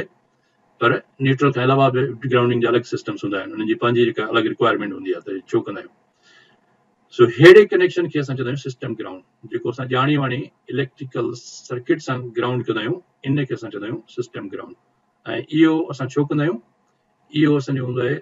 for the proper operation of the system. ऐं हिन जी रिक्वायरमेंट कहिड़ी हूंदी आहे? सो इक्विपमेंट ग्राउंडिंग ऐं सिस्टम ग्राउंडिंग में तव्हांखे आइडिया थी वियो त हिन में ॿिन्ही में कहिड़ो फ़र्क़ु आहे। हाणे असां चऊं था त हिन जूं डेफिनेशन्स जी थोरी असांखे ख़बर हुजे त इन्हनि कंडक्टर्स खे हिन खे असां छा चवंदा आहियूं। सो हिकिड़ी मां स्लाइड ठाही हुन में डेफिनेशन्स जी, त हीअ तव्हांखे आइडिया हुजे। हीअ नॉर्मली तव्हां लफ़्ज़ ॿुधंदो बार बार त ग्राउंडिंग छा खे चइबो आहे, ग्राउंडिंग इलेक्ट्रोड छा खे चइबो आहे, ग्राउंडिंग कंडक्टर छा खे चइबो आहे, हुन में कहिड़ो फ़र्क़ु आहे, बॉन्डिंग छा खे चइबो आहे। त ही मोस्टली इंपॉर्टेंट आहिनि ही ॿ टॉपिक्स, हिकिड़ो ग्राउंडिंग ऐं ॿियो बॉन्डिंग। इहो तव्हां हमेशह ॿुधंदो कंहिं पावर सिस्टम में, हिकिड़ो तव्हां लफ़्ज़ ॿुधंदो ग्राउंडिंग ऐं ॿियो लफ़्ज़ तव्हां ॿुधंदो बॉन्डिंग, ग्राउंडिंग एंड बॉन्डिंग। हिनखे हाईलाइट था कयूं जीअं तव्हांखे ही ॿ शयूं जेके तव्हांजे ज़हन में हुजनि, हिकिड़ो बॉन्डिंग, हिकिड़ो हूंदो आहे ग्राउंडिंग ऐं ॿियो बॉन्डिंग। ऐं ग्राउंडिंग जो मूं तव्हांखे ॿुधायो त हिन जा ॿ टाइप्स हूंदा आहिनि, इक्विपमेंट ग्राउंडिंग ऐं ॿियो हूंदो आहे सिस्टम ग्राउंडिंग। पर ग्राउंडिंग असां चवंदा छा कयूं त जेके बि कंडक्टर्स आहिनि, क्लैम्प्स थी विया, ग्राउंड क्लैम्प्स थी विया, ग्राउंड प्लेट्स थी वियूं, पाइप्स थी विया, जेके कनेक्टेड थियल हुजनि, जेके बि इंस्टॉलेशन जा जेके ग्राउंड सां कनेक्टेड थियल हुजनि, उन्हनि सभिनी खे मिलाए करे असां चवंदा आहियूं ग्राउंडिंग सिस्टम। ऐं उहो ग्राउंडिंग सिस्टम जीअं मूं तव्हांखे ॿुधायो त ॿिनि क़िस्म में हूंदो आहे, इक्विपमेंट ग्राउंडिंग हूंदो आहे ऐं ॿियो सिस्टम ग्राउंडिंग हूंदो आहे। इन सॼे सिस्टम खे असां ग्राउंडिंग चवंदा आहियूं। ऐं इन ग्राउंडिंग सिस्टम में खे डिफरेंशिएट करण लाइ ग्राउंडिंग में ऐं बॉन्डिंग में कहिड़ो फ़र्क़ु आहे, इहो मां तव्हांखे नेक्स्ट पिक्चर में ॾेखारींदुसि त उहो छा चइबो आहे। ऐं इन में हिकिड़ो हूंदो आहे ग्राउंड इलेक्ट्रोड ऐं ॿियो हूंदो आहे ग्राउंड कंडक्टर। ऐं ग्राउंड इलेक्ट्रोड उन मेटल पीस खे चइबो आहे, मेटल रॉड हूंदी आहे या मेटल हिकिड़ी प्लेट हूंदी आहे जेका ज़मीन जे अंदरि दफ़नायल हूंदी आहे, अंदरि पूरियल हूंदी आहे। त हिकिड़ी माना वॾो इनखे स्पाइक चइबो आहे, माना किलो जे हिन में इनखे किले खे चइबो आहे स्पोक अंग्रेज़ी में। इन स्पोक खे इन जे अंदरि ज़मीन में असां ठोके छॾियूं, कापर जो हुजे त हिते असांजो सपोज़ कयो हीअ ज़मीन आहे, हेसिताईं ग्राउंड आहे, हीअ ग्राउंड जे अंदरि असां हिनखे दॿाए छॾियूं। या हिन जा हिते वरी हिकु प्लेट बि थींदी आहे, मेटल प्लेट्स बि हूंदियूं आहिनि ठहियल कापर जूं, इहे कापर प्लेट्स हूंदियूं आहिनि। ऐं इहे प्लेट्स बि अंदरि ज़मीन में खोटे ऐं हिनखे अंदरि हिनखे पूरे हिनखे वरी हिन मां तव्हां हिकिड़ी केबल कढी ॿिया हिन जा हिते, ऐं हिनखे चइबो आहे ग्राउंड इलेक्ट्रोड। त ग्राउंड इलेक्ट्रोड हिकिड़ी रॉड बि थी सघे थी ऐं हिकिड़ी इहा प्लेट बि थी सघे थी। ऐं हीअ प्लेट जेका आहे तमामु घणी सघे, अंदरि हिन जे पूरी वायरिंग खे पूरी ग्रिड बि थी सघे थी, हीअं बाक़ाइदे जीअं हिकिड़ी हिनखे ग्राउंड ग्रिड चइबो, ग्रिड ठहियल हुजे हीअं। ऐं ग्रिड चइबो आहे हिनखे ग्रिड चइबो आहे। हीअ माना हिकिड़ो जीअं पिंजरे वांगुरु हिकिड़ी वॾी जीअं फर्स्ट कयो हिन जी हूंदी आहे जारी ठहियल जीअं हुजे, या हीअ रॉड्स हुजनि पाण में जीअं रॉड कनेक्ट थियल हुजनि, जीअं गिरल हूंदी आहे जीअं गिरल वांगुरु, त हीअ हिनखे ग्राउंड ग्रिड चइबो आहे। त हीअ बि अंदरि इन ज़मीन जे अंदरि हिनखे पूरे चइबो, पोइ हितां कनेक्शन्स ॿाहिरि कढी अचिबा आहिनि ऐं पोइ हिननि सां कनेक्ट कबो आहे। त हिननि खे असां चवंदा आहियूं ग्राउंड इलेक्ट्रोड। इहो सम्झणु घुरिजे त हिननि खे चइबो ग्राउंड इलेक्ट्रोड। ऐं ग्राउंड कंडक्टर छा चइबो आहे, त हिन ग्राउंड इलेक्ट्रोड खां हिन जा हितां वठी ऐं जेको कंडक्टर असां रन कयूं, जेको इक्विपमेंट जेको मोटर आहे, त उन मोटर ते या ॿियो कोई इक्विपमेंट जे इंस्टॉलेशन जे उन ताईं जेको कनेक्ट थिए, त हिन कंडक्टर खे असां चवंदा आहियूं ग्राउंडिंग कंडक्टर। सो ग्राउंडिंग इलेक्ट्रोड ऐं ग्राउंड कंडक्टर जो तव्हांखे आइडिया हुअणु घुरिजे त छा खे चवंदा आहियूं। ऐं ग्राउंडिंग खां पोइ वरी असां चवंदा बॉन्डिंग में, बॉन्डिंग छा खे चइबो आहे? बॉन्डिंग वरी छा चइबो आहे? बॉन्ड जो मतिलबु आहे जोड़णु, या जीअं मेखण बि आहे, ॿिनि शयुनि खे मेखण ई पाण में ॻंढिबो आहे, त उनखे चइबो बॉन्डिंग। ऐं बॉन्डिंग वरी छा हूंदो आहे, त बॉन्डिंग वरी असां कंदा आहियूं किन बि ॿिनि, हिकिड़ो मूंसां गॾु पैनल आहे, इहो मां तव्हांखे ॿी पिक्चर में ॾेखारींदुसि, वधीक तव्हांखे क्लियर थींदो। त हीअ सपोज़ कयो त असांजो हिकिड़ो हीअ पैनल आहे, पैनल जी बॉडी आहे, या हिन जो हिन सां गॾु गॾु हिन पैनल जो हीअ डोर आहे, ठीकु आहे। हिते हिन पैनल जो हीअ डोर आहे, हिते मां लिखां थो पैनल ऐं हीअ हिन जो आहे डोर। त हिन डोर खां वठी हिन पैनल ताईं हिकिड़ी मां तार कनेक्ट करे छॾियां नट बोल्ट सां, त हिन खे चइबो आहे बॉन्डिंग। त हिन पैनल जे डोर दरवाज़े खे असां हिन सां कनेक्ट करे छॾियोसीं, या ॿियो को बि मूविंग पार्ट हुजे त उहे हिक ॿिए सां कनेक्ट थियल हुजनि, त हिन खे असां चवंदा आहियूं सिस्टम खे बॉन्डिंग सिस्टम। त बॉन्डिंग हिकिड़ी लो इम्पीडेंस सिस्टम हूंदो आहे जेको ज्वाइन कंदो आहे नॉन करंट कैरिंग बॉडीज़ खे। हिन मेटल बॉडी मां त करंट पास कोन कंदो आहे नॉर्मल कंडीशंस में, त नॉन करंट कैरिंग जेके मेटल इक्विपमेंट्स आहिनि, या हिकिड़ी केबल ट्रे आहे जंहिंजे मथां हिन केबल्स वञनि थियूं, जंहिंजे मथां हे मेटल जी ठहियल हूंदी आहे, त हिन जे मथां जेके केबल्स रन कंदियूं आहिनि, त हिन खे मेटल खे जेकॾहिं असां ग्राउंड सां कनेक्ट कयूं, हिकिड़े मेटल रॉड खे असां वरी ॿी सां कनेक्ट कयूं, हिते में ॿी हिकिड़ी वञे थी, वरी उनखे असां कनेक्ट कयूं, पाण में जोड़े छॾियूं, त हिन जोड़ खे असां चवंदा आहियूं बॉन्डिंग। त बॉन्डिंग जेका हूंदी आहे उहा हूंदी आहे non current carrying metal parts खे पाण में ॻंढण लाइ जेको सिस्टम हूंदो आहे उनखे असां बॉन्डिंग चवंदा आहियूं। सो हिन पिक्चर में तव्हांखे इहो क्लियर थींदो, हिन खां वापसि वञो थोरो, त बॉन्डिंग ऐं उन में हूंदो आहे बॉन्डिंग कंडक्टर। बॉन्डिंग सिस्टम में वरी हीअ जो कंडक्टर जेको यूज़ थो थिए, इनखे असां चवंदा आहियूं बॉन्डिंग कंडक्टर। ऐं आमतौर ते जेका ग़लतफ़हमी माण्हुनि में इहा हूंदी आहे, अक्सर तव्हां ॾिसंदो चङे भले इंजीनियर खां तव्हां पुछंदो त ख़बर ई कोन हूंदी आहे, त हीअ न्यूट्रल जेको हूंदो आहे उहो सम्झंदा आहिनि, न्यूट्रल खे जेको असां जंहिं कंडक्टर सां ग्राउंड कंदा आहियूं उहो कंफ्यूज़ थींदा आहिनि। त न्यूट्रल जेको हूंदो आहे, so it's not intended to carry current under normal condition. Neutral जे लाइ आम माण्हू इहो सम्झंदा त इहो करंट कैरी कंदो, पर नॉर्मली नॉर्मल कंडीशंस में न्यूट्रल मां एतिरो करंट गुज़रंदो ई न आहे। ऐं इनखे आमतौर ते माण्हू ग़लति सम्झंदा आहिनि, चवंदा आहिनि न्यूट्रल जेको आहे ग्राउंडिंग कंडक्टर आहे। सो ग्राउंडिंग कंडक्टर न्यूट्रल न हूंदो आहे। ग्राउंडिंग कंडक्टर ही मूं तव्हांखे ॿुधायो त ग्राउंडिंग कंडक्टर छा खे चइबो आहे। ग्राउंडिंग कंडक्टर चइबो आहे जेको कंहिं बॉडी खां वठी, मोटर जी बॉडी खां वठी ग्राउंड इलेक्ट्रोड ते कनेक्ट थियल हुजे, उनखे चइबो आहे ग्राउंडिंग कंडक्टर। ही ज़रूरी ना है त ही न्यूट्रल सां कनेक्टेड हुजे। तंहिंजे करे न्यूट्रल खे ग्राउंड कंडक्टर कॾहिं बि तव्हां न सम्झंदा कयो। मतलब इहो ग़लती में तव्हां सम्झो भई neutral because is a ground conductor, उहो ग्राउंड सां कनेक्टेड हूंदो आहे पर it's not a ground conductor. So hopefully तव्हांखे आइडिया हिन में क्लियर थी वियो। ऐं नेक्स्ट पिक्चर में इहे साॻियूं शयूं तव्हांखे डायग्राम हितां जी हिकिड़ी कोड बुक मां रखियल, हिन में ॾाढो क्लियर शयूं शो कयूं आहिनि। तव्हां ॾिसो त हिते ही ग्राउंड आहे, हेठि ही ग्राउंड शो कयो आहे, हिनखे हाईलाइट सां तव्हांखे ॿुधायां त हीअ असांजो ग्राउंड हिते शो कयल आहे। ऐं ग्राउंड में हीअ असांजो ग्राउंड इलेक्ट्रोड आहे, जेको ग्राउंड जे अंदरि ये स्पोक जेको मूं तव्हांखे ॿुधायो, वॾो किलो या वॾी राड जेका ग्राउंड जे अंदरि मोकिलींदा आहियूं, उनखे असां चवंदा आहियूं ग्राउंडिंग इलेक्ट्रोड। त इहो ख़बर हिनखे ग्राउंड इलेक्ट्रोड। ऐं हिन इलेक्ट्रोड सां जेको कंडक्टर कनेक्ट थियल हूंदो आहे, जेको वञी इन इक्विपमेंट जे अंदरि, ही पैनल ठहियल आहे, हिन पैनल जे अंदरि हिकिड़ी ही बस बार नंढड़ी लॻियल आहे साइड में, जेका जंहिंसां सभु ग्राउंड कनेक्शन्स इन सां थियल आहिनि। त हिन कंडक्टर खे इन बस बार खां ग्राउंड, जेके ग्राउंडिंग बस चइबो आहे, इन ग्राउंडिंग बस खां जेको कंडक्टर हेॾे वञे इनखे ग्राउंडिंग कंडक्टर चइबो आहे, जेको हिते लिखियल आहे इट्स कॉल्ड ग्राउंडिंग कंडक्टर। ऐं हिन मेटल प्लेट खे असां हिते हिकिड़े पाइप जे अंदरि वरी हितां पावर सप्लाई वञे थी इन ॿिए पैनल जे अंदरि, ऐं उन पैनल में अंदरि वरी हिकिड़ी बस ठहियल आहे जंहिंखे असां जेके लिखियल आहे न्यूट्रल बस। हिन न्यूट्रल बस सां हिन न्यूट्रल पॉइंट खां तव्हां ॾिसो त हिकिड़ो ही कंडक्टर वञे थो जेको शो कयल आहे, इहो बि न्यूट्रल पॉइंट बि इन बस बार सां कनेक्टेड थियल आहे।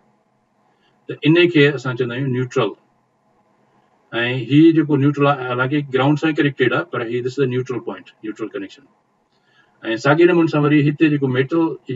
पीस आहे, इन मेटल पीस खे बि वरी इन बस बार सां कनेक्ट थियल आहे सेफ्टी जे लाइ। हे सभई हिन बस सां कनेक्ट थियल आहिनि, पोइ अल्टीमेटली हितां ग्राउंड कंडक्टर हेॾे थो वञे। सो इहो सम्झणु ज़रूरी आहे। ऐं अहिड़े नमूने सां वरी बॉन्डिंग जेका हूंदी आहे, सो बॉन्डिंग जंपर हिते तव्हां ॾिसो त हिन जो जेको मेटल पीस आहे, ही मेटल पीस आहे हिन पाइप खे कनेक्ट करण लाइ अंदरां हिनखे हिकिड़ो क्लैंप हूंदो आहे, जेको क्लैंप हिन जे अंदरां हिन पाइप खे क़ाबू करे बीठो आहे। इन क्लैंप खे हिन जंहिं कंडक्टर सां कनेक्ट करे हिन सां जॉइन कयो वियो आहे, इन कंडक्टर खे चइबो आहे बॉन्डिंग कंडक्टर, जेको हिन सां बॉन्ड थो थिए। ही नॉर्मली हिन मेटल प्लेट मां जेको हिन पाइप सां कनेक्टेड थियल आहे, पाइप खे होल्ड करण जे लाइ, त इन मां करंट गुज़रंदो ई कोन्हे को, पर इन खे इन जी सेफ्टी जे लाइ त केरु माण्हू ॿाहिरां जेकॾहिं हिन पाइप खे टच थो करे ऐं ही अंदरां फर्ज़ कयो कंहिं सभु जे करे हिन सां कनेक्टेड आहे ग्राउंड सां, त उहो माण्हू सेफ हूंदो। त इन सिस्टम खे असां चवंदा आहियूं बॉन्डिंग। सो ग्राउंडिंग ऐं बॉन्डिंग जेका आहे, त इहो सम्झणु तमामु ज़रूरी आहे।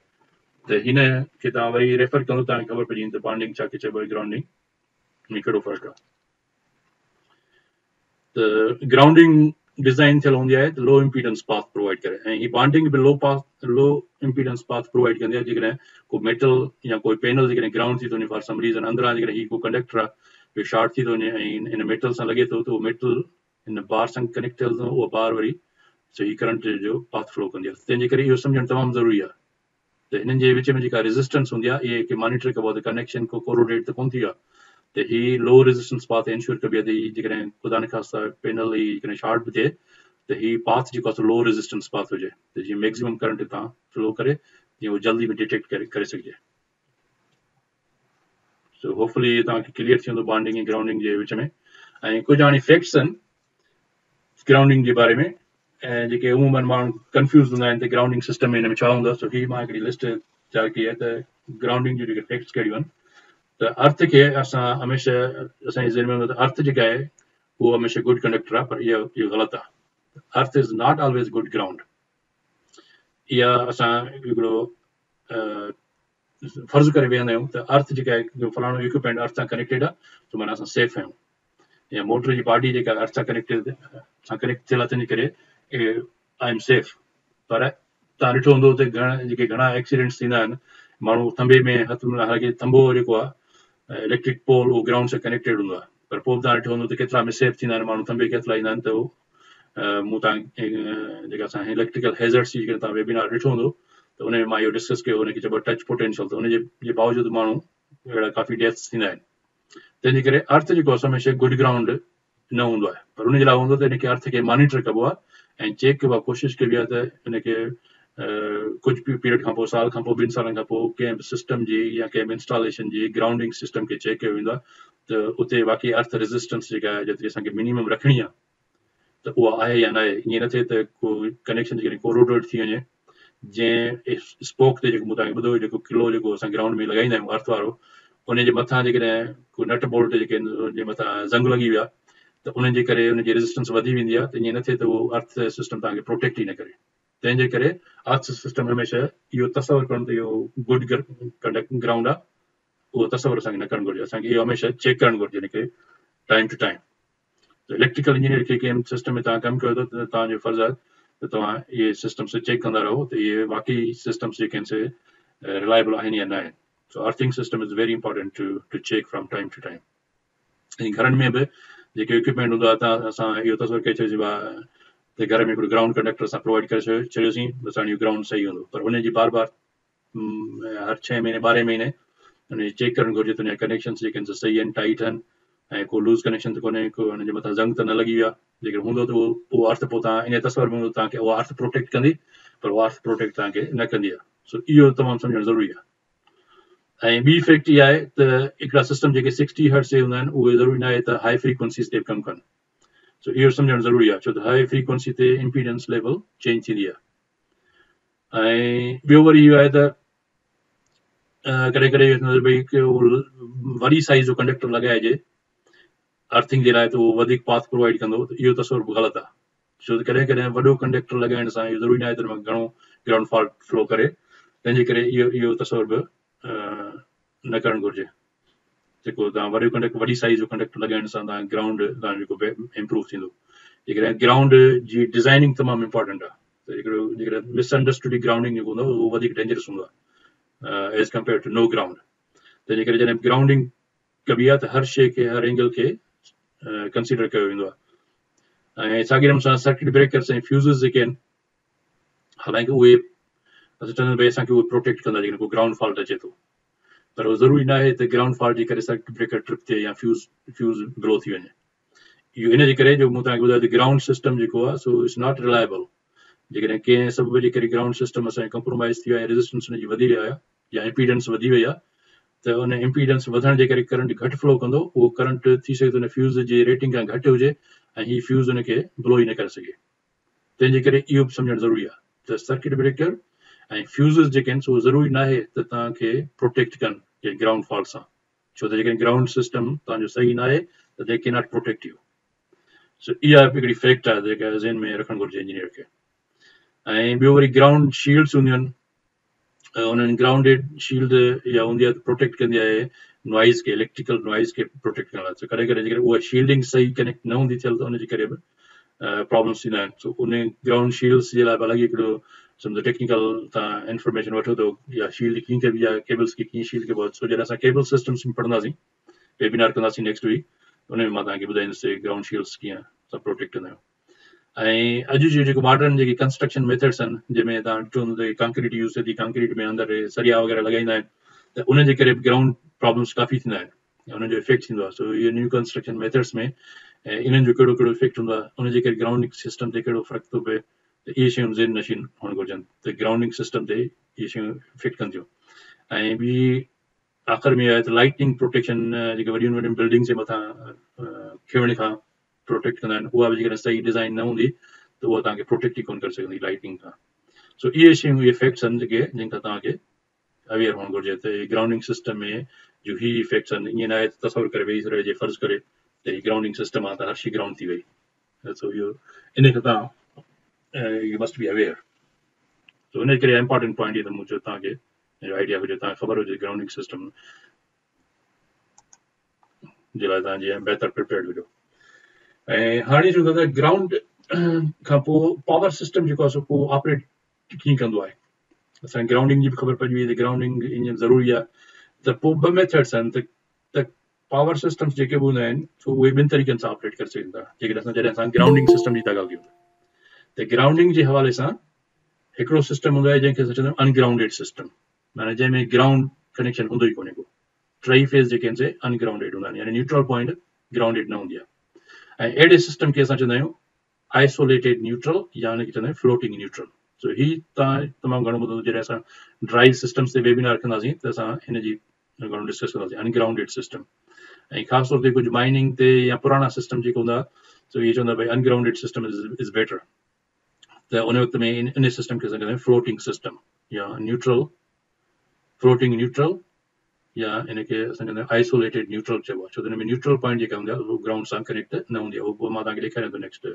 डायग्राम में। ऐं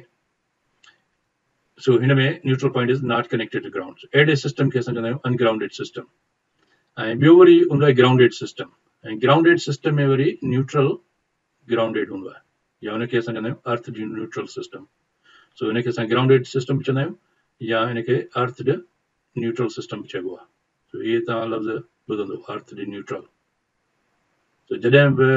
तव्हां हाणे लफ़्ज़ ॿुधो त ग्राउंडेड सिस्टम आहे त तव्हांखे हिकदमि हूंदो त न्यूट्रल जेको आहे so always connected to the ground. So ही फर्ज़ कयो त हिकिड़ो 3 फेज़ सिस्टम आहे, ऐं त हिन जो जेको न्यूट्रल पॉइंट आहे सो इहा तव्हांखे ग्राउंडेड से कनेक्ट थींदो। हाणे ग्राउंड सां ही जेको असां कीअं था कनेक्ट कयूं, there are different methods how to connect with ground, इहो असां अॻिते डिस्कस कंदासीं। सो ही तव्हांखे आइडिया थी वियो त न्यूट्रल पॉइंट जेका हूंदी आहे सो इहा हूंदी आहे या त सॉलिडली हुजे, यानी हिकिड़ो बिल्कुलु हिन में ॿी का रेजिस्टेंस कोन हुजे, हिकिड़ो वॾो कंडक्टर हुजे, इहो डायरेक्टली तव्हां कंडक्टर हिन ग्राउंड राड सां, हिते अंदरि जेका राड मूं तव्हांखे ॾेखारी हुन सां कनेक्ट थियल हुजे, या वरी असां हिन जाइ ते रेजिस्टेंस यूज़ कंदा आहियूं, या वरी इन जाइ ते इम्पीडेंस यूज़ कंदा आहियूं। देयर आर डिफरेंट मेथड्स, इहो असां ॾिसंदासीं तरीक़े सां। त उनखे असां चवंदा आहियूं सॉलिडली या थ्रू इम्पीडेंस। या त ही सॉलिड हूंदो, माना हिकिड़ो फुल कंडक्टर हुजे, या वरी इम्पीडेंस असां हिन जे विच में हिन जाइ ते हिते इम्पीडेंस विझंदा आहियूं, उनखे असां चवंदा आहियूं इम्पीडेंस ग्राउंडेड सिस्टम। ऐं इम्पीडेंस जा डिफरेंट मेथड्स आहिनि, उहे असां ॿुधंदासीं। सो होपफुली तव्हांखे आइडिया थी वियो त ॿ सिस्टम्स हूंदा आहिनि, ग्राउंडेड ऐं अनग्राउंडेड सिस्टम। ऐं फॉल्स जो तव्हांखे ख़बर पइजी वई त हिकिड़ा वोल्टेज फॉल्स हूंदा आहिनि, ॿियनि खे असां फॉल्स चवंदा आहियूं आर्किंग फॉल्स। सो इहो तव्हांखे आइडिया क्लियर थी वियो। हाणे इन ग्राउंडिंग जे हवाले सां जेको ग्राउंडेड सिस्टम आहे उहो वधीक बहितर आहे या अनग्राउंडेड सिस्टम बहितर आहे? सो हिन में इहे तव्हांखे आइडिया थी वेंदो त जेको ग्राउंडेड सिस्टम हूंदो आहे उहो असल में प्रोवाइड कंदो आहे हिकिड़ी common reference point of zero voltage. छो त ग्राउंड जेको हूंदो आहे सो ज़ीरो वोल्टेज हूंदो आहे, त उहा जेके बि डिफरेंट सिस्टम्स ऑपरेट कनि था कंहिं पावर सिस्टम में, त उन्हनि सभिनी जे लाइ हिकिड़ी कॉमन रेफरेंस पॉइंट हूंदी आहे ज़ीरो वोल्ट जी। हाणे जीअं डिफरेंट पावर सिस्टम्स में हिकिड़ो पब्लिक पावर हाउसिस आहिनि, या हिकिड़ा एमरजेंसी जनरेटर्स हूंदा आहिनि, माण्हुनि जी प्राइवेट जनरेटर सिस्टम आहे, या बैटरी सिस्टम्स आहिनि। हाणे इहे डिफरेंट पावर सिस्टम्स आहिनि, त उन्हनि सभिनी जे लाइ हिकिड़ी कॉमन पॉइंट जेकॾहिं हुजे ग्राउंड जी, त उनजे लाइ ग्राउंडेड सिस्टम यूज़ थींदो आहे। या डिफरेंट वोल्टेज लेवल्स आहिनि, 132 kV आहे, या 220 kV आहे, 11 kV आहे, 380 वोल्ट सिस्टम आहे, या सिंगल फेज। त इन्हनि सभिनी वोल्टेज लेवल्स खे हिकिड़ी कॉमन ग्राउंड प्रोवाइड करण जे लाइ जेको सिस्टम हूंदो आहे उहो ग्राउंडेड सिस्टम। ऐं साॻे नमूने सां वरी जेकर असां हुन पावर सिस्टम खे डिफरेंट एनर्जी सोर्सिस में डिवाइड कयूं, इलेक्ट्रिकल एनर्जी थी वई, या लाइटनिंग थी वई खिवण जे करे, या स्टैटिक एनर्जी आहे, ॿी वरी हिनखे चइबो आहे radio frequency. Radio frequency energy जेके असां इलेक्ट्रॉनिक डिवाइसिस मां जेका सिग्नल्स वेंदा आहिनि उनजे करे कनेक्शन थींदो आहे। सो इन्हनि खां प्रोटेक्ट करण जे लाइ असां हिकिड़ो कॉमन ग्राउंड प्रोवाइड कंदा आहियूं। सो इन जे सिस्टम खे चवंदा आहियूं ग्राउंडेड सिस्टम। ऐं ग्राउंडेड सिस्टम जेको हूंदो आहे इज़ अ की टू सेफ्टी। हिन सभ खां वधीक इम्पोर्टेंट सेफ्टी जे बारे में तव्हांखे ॿुधायो, personal safety, equipment safety, electric circuit safety, उन्हनि सभिनी खां प्रोटेक्ट करण जे लाइ ग्राउंडिंग इज़ वेरी इंपॉर्टेंट। इन जे करे इहो grounding system is the most effective system हूंदो आहे। त इन सां जेको फॉल्ट करंट आहे उनखे ईज़ीली हिकिड़ो सेफ पाथ प्रोवाइड कयो वेंदो आहे, त जीअं वधीक डैमेज न थिए। त इन जे करे ही असां ग्राउंडेड सिस्टम यूज़ कंदा आहियूं। हाणे इहो त थी वियो आइडिया तव्हांखे, त असांखे अंडरस्टैंड कयोसीं त ग्राउंडिंग सिस्टम्स जा छा आहिनि। हाणे इन जे लाइ जेका थ्योरी आहे, जेको असांजो मेन ऑब्जेक्टिव हो त we have to understand the basics of power system grounding, उहो असांखे सम्झ में अची वियो। ऐं इन जे पुठियां जेका थ्योरी आहे ग्राउंडिंग जी, उहा असां डिस्कस कंदा आहियूं। थ्योरी कहिड़ी आहे? थ्योरी इहा आहे, सिंपल थ्योरी आहे, का वरी हार्ड एंड हिसाब कोन्हे, it's a simple ohm's law. So ही इन करे मां वधीक कॉम्प्लिकेटेड कोन कयो आहे, सिर्फ़ु ओम्स लॉ। ओम्स लॉ तव्हांखे ख़बर आहे त ohm's law voltage is equal to I R, या हिते असां वोल्टेज हिते ई लिखियो आहे, E is equal to I R. Simplified form आहे ओम्स लॉ, इहो ई अप्लाई थो करे। हीअ तव्हांखे सम्झ में अची वियो तव्हांखे, जीअं मां लिखियो त V is equal to I R, ऐं हिन में जेकर असां आई मालूम कंदासीं त आई इज इक्वल हूंदो आहे वी ओवर आर। हाणे जेकर वोल्टेज फिक्स हुजे त सिर्फ़ु रेजिस्टेंस में, ॿियनि लफ़्ज़नि में त current is inversely proportional to resistance. जेकर वोल्टेज असांजी कांस्टेंट आहे त हिन में असां ही हाणे तव्हां सम्झो जेकर वोल्टेज रेजिस्टेंस जेकर असांजी तमामु घणी हूंदी, डिनोमिनेटर मुंहिंजा ॿुधायो, जेकर वॾो हूंदो करंट घटि हूंदो, जेकर डिनोमिनेटर रेजिस्टेंस घटि हूंदी त करंट वॾो हूंदो। So this is the theory behind grounding system. त हिन सां असांखे जेकॾहिं फॉल्ट करंट खे घटाइणो आहे त असां छा कंदासीं? फॉल्ट करंट खे घटाइणो आहे ही त रेजिस्टेंस जी वधीक हुजे, पर जेकॾहिं असांखे फॉल्ट करंट खे वधाइणो आहे त रेजिस्टेंस घटि हूंदी। ऐं कोशिशि असांजी इहा हूंदी आहे त रेजिस्टेंस जेका आहे सा घटि में घटि हुजे, त जीअं फॉल्ट करंट खे वधीक ईज़ी पाथ हुजे। छो त करंट हमेशह फ्लो कंदो आहे लो रेजिस्टेंस पाथ मां।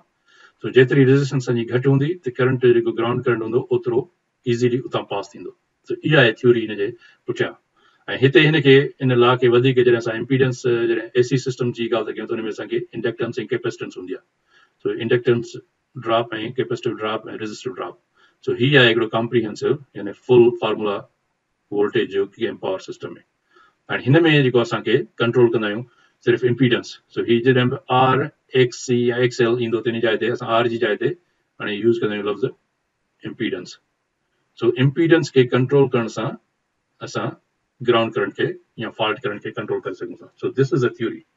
इलेक्ट्रिकल थ्योरी ग्राउंड सिस्टम में ये है त how to reduce the damage because of the grounding. तो उन लाइ इहो आहे त तव्हां इम्पीडेंस ग्राउंडिंग इम्पीडेंस सां जी स्मॉलेस्ट हूंदी त हाईएस्ट करंट पास कंदो, ऐं हाईएस्ट करंट पास कंदो त असां इज़ीली डिटेक्ट करे सिस्टम खे प्रोटेक्ट कंदा आहियूं। So that is the theory. ऐं उन लाइ इहो सभ खां ज़रूरी सम्झणु इहो आहे त जेकॾहिं ग्राउंडिंग जॾहिं प्रॉपर न हूंदी, जेके डिज़ाइन कयो आहे सिस्टम ग्राउंडिंग सिस्टम जंहिंमें इंजीनियर उहो जेकॾहिं हुन सही डिज़ाइन न कयो आहे, इम्प्रॉपर ग्राउंड डिज़ाइन कयो अथई, it will be more dangerous, it will cause more harm than no grounding. So grounding system जी डिज़ाइन करण जे लाइ एतिरो सवलो न आहे त सिर्फ़ु हिनखे हिकिड़ी तव्हां तार खे कनेक्ट कयो ऐं तव्हां इहो सम्झी वेही रहो त हाणे इहो सिस्टम असांखे प्रोटेक्ट कंदो। इहो तसवुर ई ग़लति आहे। जेसि ताईं तव्हां हुनखे इन थ्योरी सां तव्हां साबित न कंदो ऐं हिन जो प्रोटेक्शन सिस्टम्स खे रिव्यू न कबो, तेसि ताईं तव्हां इहो चई नथा सघो त इहो प्रॉपर ग्राउंड आहे। So improper ground is more dangerous. So अहिड़ा काफ़ी सारा मां ॾिठा आहिनि डिज़ाइन इंजीनियर्स, काफ़ी डिज़ाइन सिस्टम्स मां स्टडी कया आहिनि त they make very poor designing, ऐं हुन पुअर डिज़ाइनिंग जे करे तमामु वॾा कॉन्सिक्वेंसिस थींदा आहिनि जेके आउं तव्हां सां हींअर शेयर त कोन कया। साउथ अफ्रीका में मां काफ़ी सारा इशूज़ रिज़ॉल्व कया त हुते अहिड़े क़िस्म जो प्रॉब्लम हो त हुनजी ग्राउंडिंग सिस्टम जेको आहे डिज़ाइन सही कोन हो थियल, and they were huge failures, millions of dollars उन्हनि ते उन ख़र्च कया, हुते मां वियुसि वञी रिज़ॉल्व कया इहे इशूज़। सो ही तमामु सम्झणु ज़रूरी आहे ग्राउंडिंग। हाणे ग्राउंडिंग खां पोइ अचे त इहो जेको फॉल्ट करंट आहे उन सिस्टम्स में त उहो कहिड़ो हूंदो आहे, त हाणे हीअ तव्हांखे सम्झणु घुरिजे, तमामु ज़रूरी आहे। त नॉर्मली तव्हां ॿुधो हूंदो भई सिस्टम में हिकिड़ो ई करंट हूंदो आहे, पर सिस्टम में हिकिड़ो करंट कोन हूंदो आहे। इहो तव्हांजे लाइ फर्स्ट टाइम तव्हां घणनि दोस्त पहिरियों दफ़ो ॿुधंदा हूंदा, पर there are always 3 currents flow in a power system. सो ही सम्झणु ज़रूरी आहे त कंहिं पावर सिस्टम में there are 3 type of currents that flow, 3 phase system में। हिकिड़ो त हूंदो आहे नॉर्मल करंट जेको लोड ॾेई कैरी कंदो आहे, ऐं इन खां अलावा ॿिया 2 करंट हूंदा आहिनि जेके लाइन चार्जिंग ऐं ॿियो कैपेसिटिव चार्जिंग। सो हीअ जेकॾहिं असांजा 3 कंडक्टर्स आहिनि, मूं तव्हांखे लास्ट टाइम वेबिनार में ॿुधायो त हिन में हिकु हिकु कंडक्टर ग्राउंड सां कैपेसिटिव सर्किट ठाहींदो आहे। सो हिकिड़ो त करंट असांजो थींदो कैपेसिटिव, हिनखे असां चवंदा आहियूं कैपेसिटिव करंट या कैपेसिटिव करंट टू ग्राउंड। हिकिड़ो इहो करंट थी वियो, हिकिड़ो करंट हिन मां पास थींदो आहे जंहिंखे असां आहे कैपेसिटिव तव्हां चयो। ॿियो कैपेसिटिव करंट हूंदो आहे जेको हिन ॿिनि लाइन्स जे विच में बि हिकिड़ो कैपेसिटिव ठहंदा आहिनि, so also kind of capacitive circuit. या वरी हिन लाइन ऐं हिन लाइन जे विच में बि कैपेसिटिव हूंदो आहे। ॿियो करंट इहो हूंदो आहे, ऐं टियों करंट इहो हूंदो आहे जेको नॉर्मली हेॾे असांजो करंट हिन में फ्लो कंदो आहे। तो हीअ असांजो नॉर्मल लोड करंट हूंदो आहे जंहिंखे असां चवंदा आहियूं लोड करंट। सो हे 3 करंट कंहिं बि सर्किट में हमेशह ऑपरेट कंदा आहिनि। सो हिनखे सपोज कयो असां हिनखे ILC चयोसीं, लाइन चार्जिंग चयोसीं, त ही 3 करंट फ्लो कंदा आहिनि। सो इहा सम्झणु तमामु ज़रूरी आहे। ऐं हीअ करंट जेको आहे लाइन चार्जिंग, इहो हूंदो आहे ड्यू टू इंटरफेस कैपेसिटेंस। हीअ जेका मां ड्रा कई इंटरफेस कैपेसिटेंस, हिन ॿिनि फेज़िस जे विच में जेका कैपेसिटेंस हुजे। ऐं कैपेसिटिव करंट चइबो आहे, हिनखे चवंदा आहियूं सिंपली सां लाइन चार्जिंग करंट। ऐं कैपेसिटिव करंट हिनखे नालो ॾींदा आहियूं, उहो हूंदो आहे between each phase and earth, जेको मां हिते शो कयो। सो इहो सम्झणु ज़रूरी आहे। हाणे जॾहिं इहो तव्हांखे क्लियर थी वियो त पोइ तव्हांखे ग्राउंडिंग सिस्टम सम्झ में अची वेंदो त पोइ ग्राउंडिंग सिस्टम कीअं थो ऑपरेट करे। सो हाणे अचूं था असां त जेको ग्राउंडिंग सिस्टम जे जा 2 तरीक़ा मूं तव्हांखे ॿुधाया, हिकिड़ो हूंदो आहे अनग्राउंडेड सिस्टम, ॿियो हूंदो आहे ग्राउंडेड सिस्टम। तो हाणे असां पहिरीं अनग्राउंडेड सिस्टम खे सम्झूं था। अनग्राउंडेड सिस्टम उहो हूंदो आहे जंहिंमें न्यूट्रल ग्राउंड थियल न हुजे। त आमतौर ते तस्वर इहो हूंदो आहे भई न्यूट्रल ग्राउंडेड कोन्हे को, इट्स सेफ। जेकॾहिं को बि हिकिड़ो फेज़ ग्राउंड सां टच बि कयो त जेकॾहिं केरु माण्हू खे हथु लाहींदो त उहो वरी उनखे कुझु कोन थींदो, छो त हिन जो रिटर्न पाथ कोन्हे को न्यूट्रल आहे, तंहिं करे सेफ हूंदो। पर इहो ग़लति आहे, इहो तस्वर ई ग़लति हो। शुरू में ओल्ड सिस्टम जेको हूंदा अॼु खां 100 साल पहिरें, इहो तस्वर उन वक़्त में इहो हो त हुन सां को डैमेज कोन थींदो। पर असल में उन में ही कॉन्सेप्ट जेको आहे सो मिसिंग हो, छो त पुराणा सिस्टम जेको हूंदा डीसी सिस्टम्स हूंदा हुन में नो प्रॉब्लम। पर हिते ही जेको चार्जिंग करंट आहे इहो हिकिड़े क़िस्म जो न्यूट्रल सर्किट ठाहे थो, आर्टिफिशियल न्यूट्रल। ऐं हिते इन में शो कयो आहे त हिकिड़ो ही फेज़ आहे टू ग्राउंड, ॿियो फेज़ टू ग्राउंड, टियों फेज़ टू ग्राउंड। हाणे इन सूरत में जेका हिकिड़ी न्यूट्रल पॉइंट ठही वेंदी आहे, जेका ही टई करंट जेके पाण में कैंसिल कंदा आहिनि ऐं तव्हांखे बैलेंस ऐं अनबैलेंस सिस्टम जॾहिं असां वेबिनार कयोसीं तव्हांखे यादि हूंदो त अनबैलेंस सिस्टम में, बैलेंस सिस्टम में सभई टई लोड सिस्टम, ट्रांसमिशन लाइन ऐं लोड टई बैलेंस हुजनि। ऐं हिननि चार्जिंग करंट्स जे करे बि ही बैलेंस हूंदो आहे त हिन में ज़ीरो करंट फ्लो कंदो आहे। पर जेकॾहिं सिस्टम अनबैलेंस थी वञे कंहिं रीज़न जे करे त ही जेको अनग्राउंडेड सिस्टम आहे इन में ही न्यूट्रल पॉइंट जेका इन्हनि लाइन चार्जिस जे करे प्रोड्यूस पई थिए उहा न्यूट्रल शिफ्ट थी वेंदी आहे। ऐं न्यूट्रल शिफ्ट जो मतिलबु आहे त हाणे तव्हांजो उन ग्राउंड खां उन न्यूट्रल पॉइंट ते वोल्टेज वधीक थींदी आहे, सो इट्स डेंजरस। सो इहो सम्झणु ज़रूरी आहे। ऐं इन में छा थींदो आहे, जेकॾहिं हिते फॉल्ट शो कयो आहे त हिते सपोज़ कयो त हिन फेज़ ते फेज़ ए आहे, हिन फेज़ ए ते को फॉल्ट आहे, त उन फॉल्ट अचण सां छा थो थिए त तव्हां ॾिसो त ही सर्किट हिते मां ड्रा कयो आहे, जॾहिं बैलेंस हुजे त आई बी आई सी सपोज कयो they are carrying 1 amp current, त टिनी मां 1 एम्पियर थो वञे ऐं उहो इट विल बी बैलेंस्ड। पर जॾहिं अनबैलेंस थी वेंदो, को बि हिकिड़ो फेज़ ग्राउंडेड थी वञे त ही तव्हां करंट ॾिसो त करंट फर्ज़ कयो त ए हिते ग्राउंडेड आहे, त हाणे हिन ए फेज़ में करंट हिन में फ्लो कोन कंदो। बाक़ी जेको फेज़ बी ऐं फेज़ सी आहे उहे केतिरो करंट कैरी कंदा, they will carry more current 1.73 times. ही आहे square root 3 of the current. So हिते जेकॾहिं 1 एम्पियर फ्लो करे पियो फेज़ ए मां, फेज़ बी मां 1 एम्पियर थो करे, फेज़ सी मां 1 एम्पियर थो करंट फ्लो करे। हाणे जेकॾहिं सिस्टम अनबैलेंस थी वेंदो त ए मां त करंट पास कंदो ई कोन, बाक़ी हिननि मां करंट वधीक पास कंदो। ऐं जेको फॉल्ट करंट आहे हिन लाइन में जेको करंट हूंदो उहो केतिरो हूंदो, उहो हूंदो आहे 3 टाइम्स द करंट। हिते ड्रा कयो सर्किट डायग्राम ऐं हिन में इहो शो कयो आहे त इनखे इन जो फॉल्ट करंट जेको आहे इहो हिननि ॿिनि करंट्स जे वेक्टर सम्झो हूंदो आहे, त हिन जे अपोज़िट वेक्टर ठाहींदासीं त माइनस थी वेंदो, अपोज़िट वेक्टर ठाहींदासीं त माइनस बी थी वेंदो, ऐं ही माइनस बी ऐं माइनस सी जो जेको जोड़ आहे उनजे बराबरि हूंदो fault current. So it become 3 times. So ungrounded system में इहो हूंदो आहे त हिकिड़ो लाइन चार्जिंग जे करे जेकॾहिं सिस्टम असांजो हिकिड़ो ग्राउंडेड थी वञे त न्यूट्रल शिफ्ट थींदो आहे। ऐं उन खां पोइ हिते को ग्राउंडिंग सिस्टम कोन्हे त उनखे असां डिटेक्ट करण जे लाइ को डिवाइस न हूंदो आहे, तंहिंजे करे इहो ज़रूरी हूंदो आहे त हिन में न्यूट्रल शिफ्ट थींदो आहे। ऐं हिन अनग्राउंडेड सिस्टम जे करे जेके वरी इश्यूज़ पैदा थींदा आहिनि सो उहे असां मां तव्हांखे ॿुधायां थो कहिड़ा इश्यूज़ आहिनि, उहे ही इश्यूज़ आहिनि।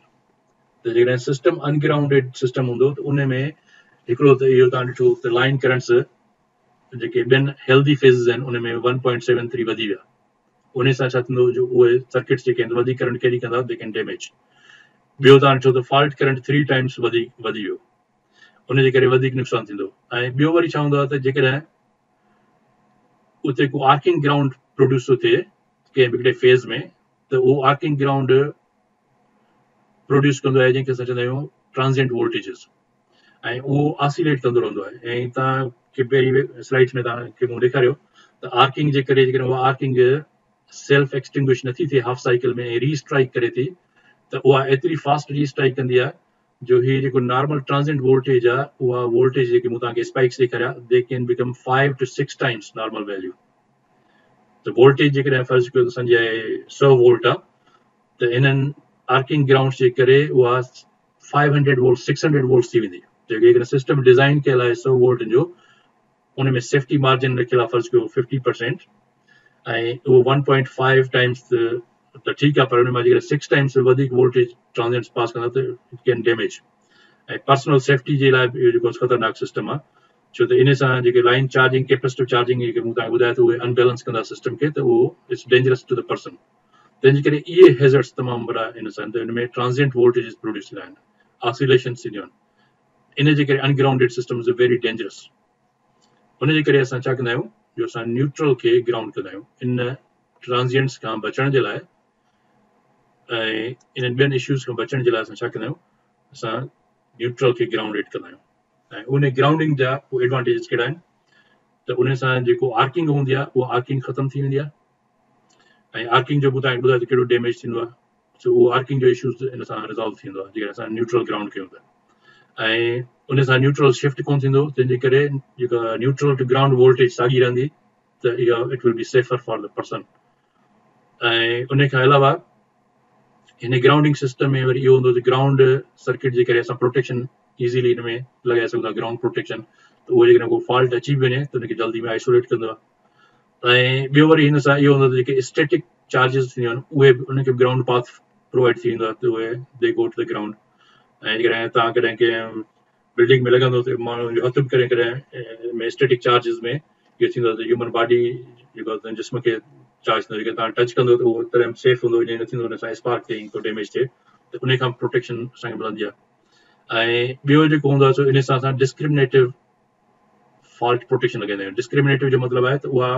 प्रोटेक्शन सिस्टम इहो आइडेंटिफाई कंदी त हीअ कहिड़े क़िस्म जो फॉल्ट आहे त उन खां प्रोटेक्ट कंदी उन फॉल्ट सां ऐं सो इन्हनि सभिनी शयुनि खे जॾहिं असां कंसिडर कंदासीं त न्यूट्रल ग्राउंडेड सिस्टम जेको हूंदो आहे it provides a greater safety for the person and the equipment so इन जे करे असां सिस्टम खे अनग्राउंडेड रन कोन कंदा आहियूं असां उन सिस्टम खे ग्राउंड कंदा आहियूं न्यूट्रल खे ऐं न्यूट्रल खे हाणे ग्राउंड करण जा जेके तरीक़ा आहिनि उहे क्विकली असां डिस्कस कंदासीं त उहे कहिड़े तरीक़े सां असां कंदा आहियूं उहे आहिनि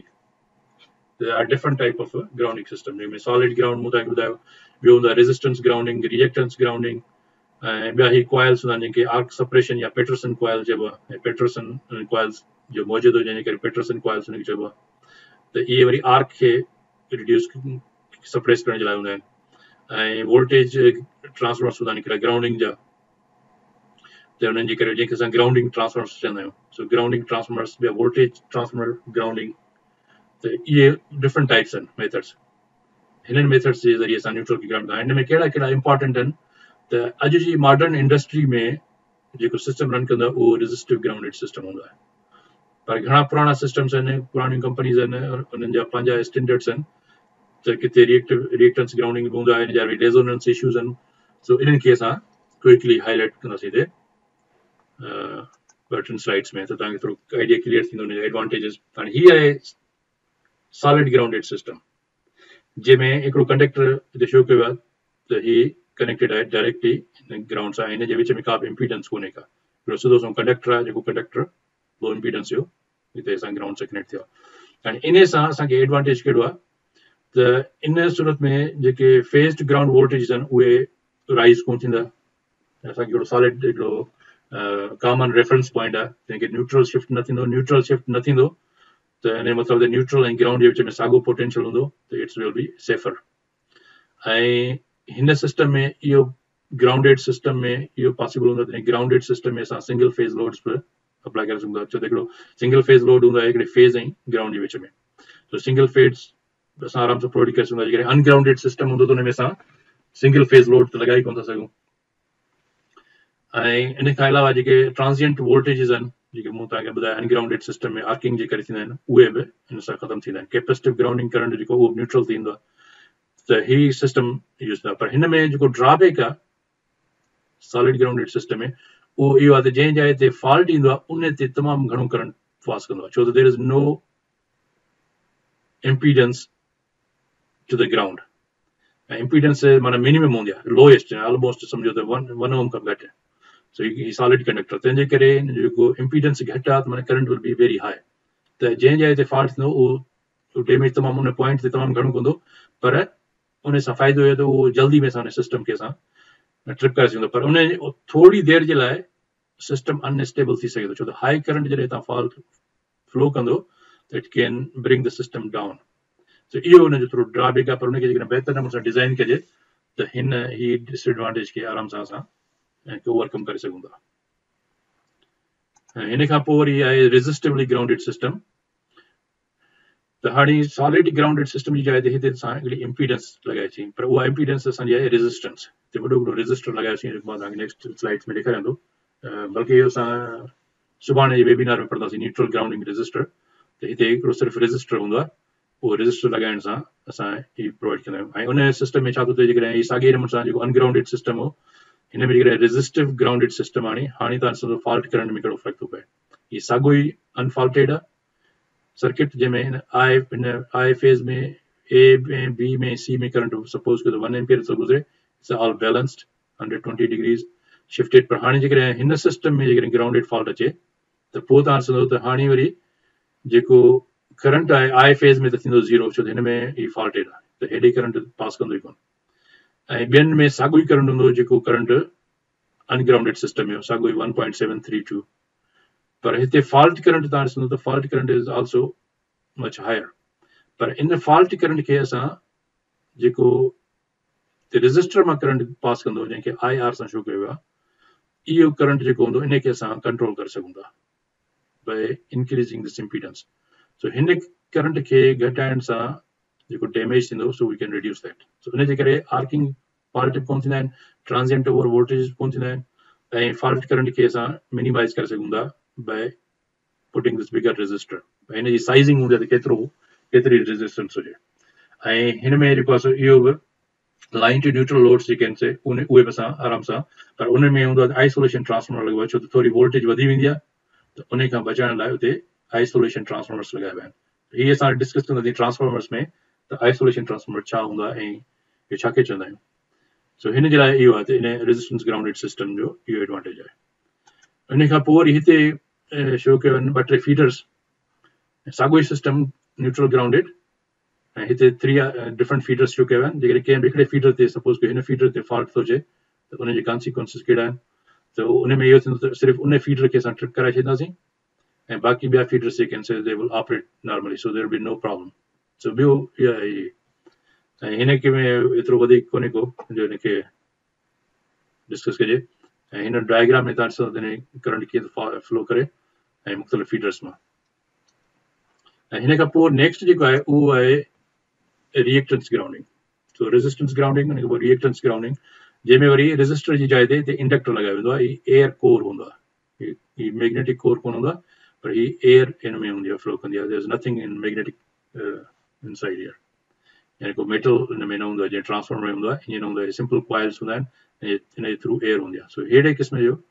खे असां वरी रिएक्टिव सिस्टम चवंदा आहियूं ऐं हिन सिस्टम में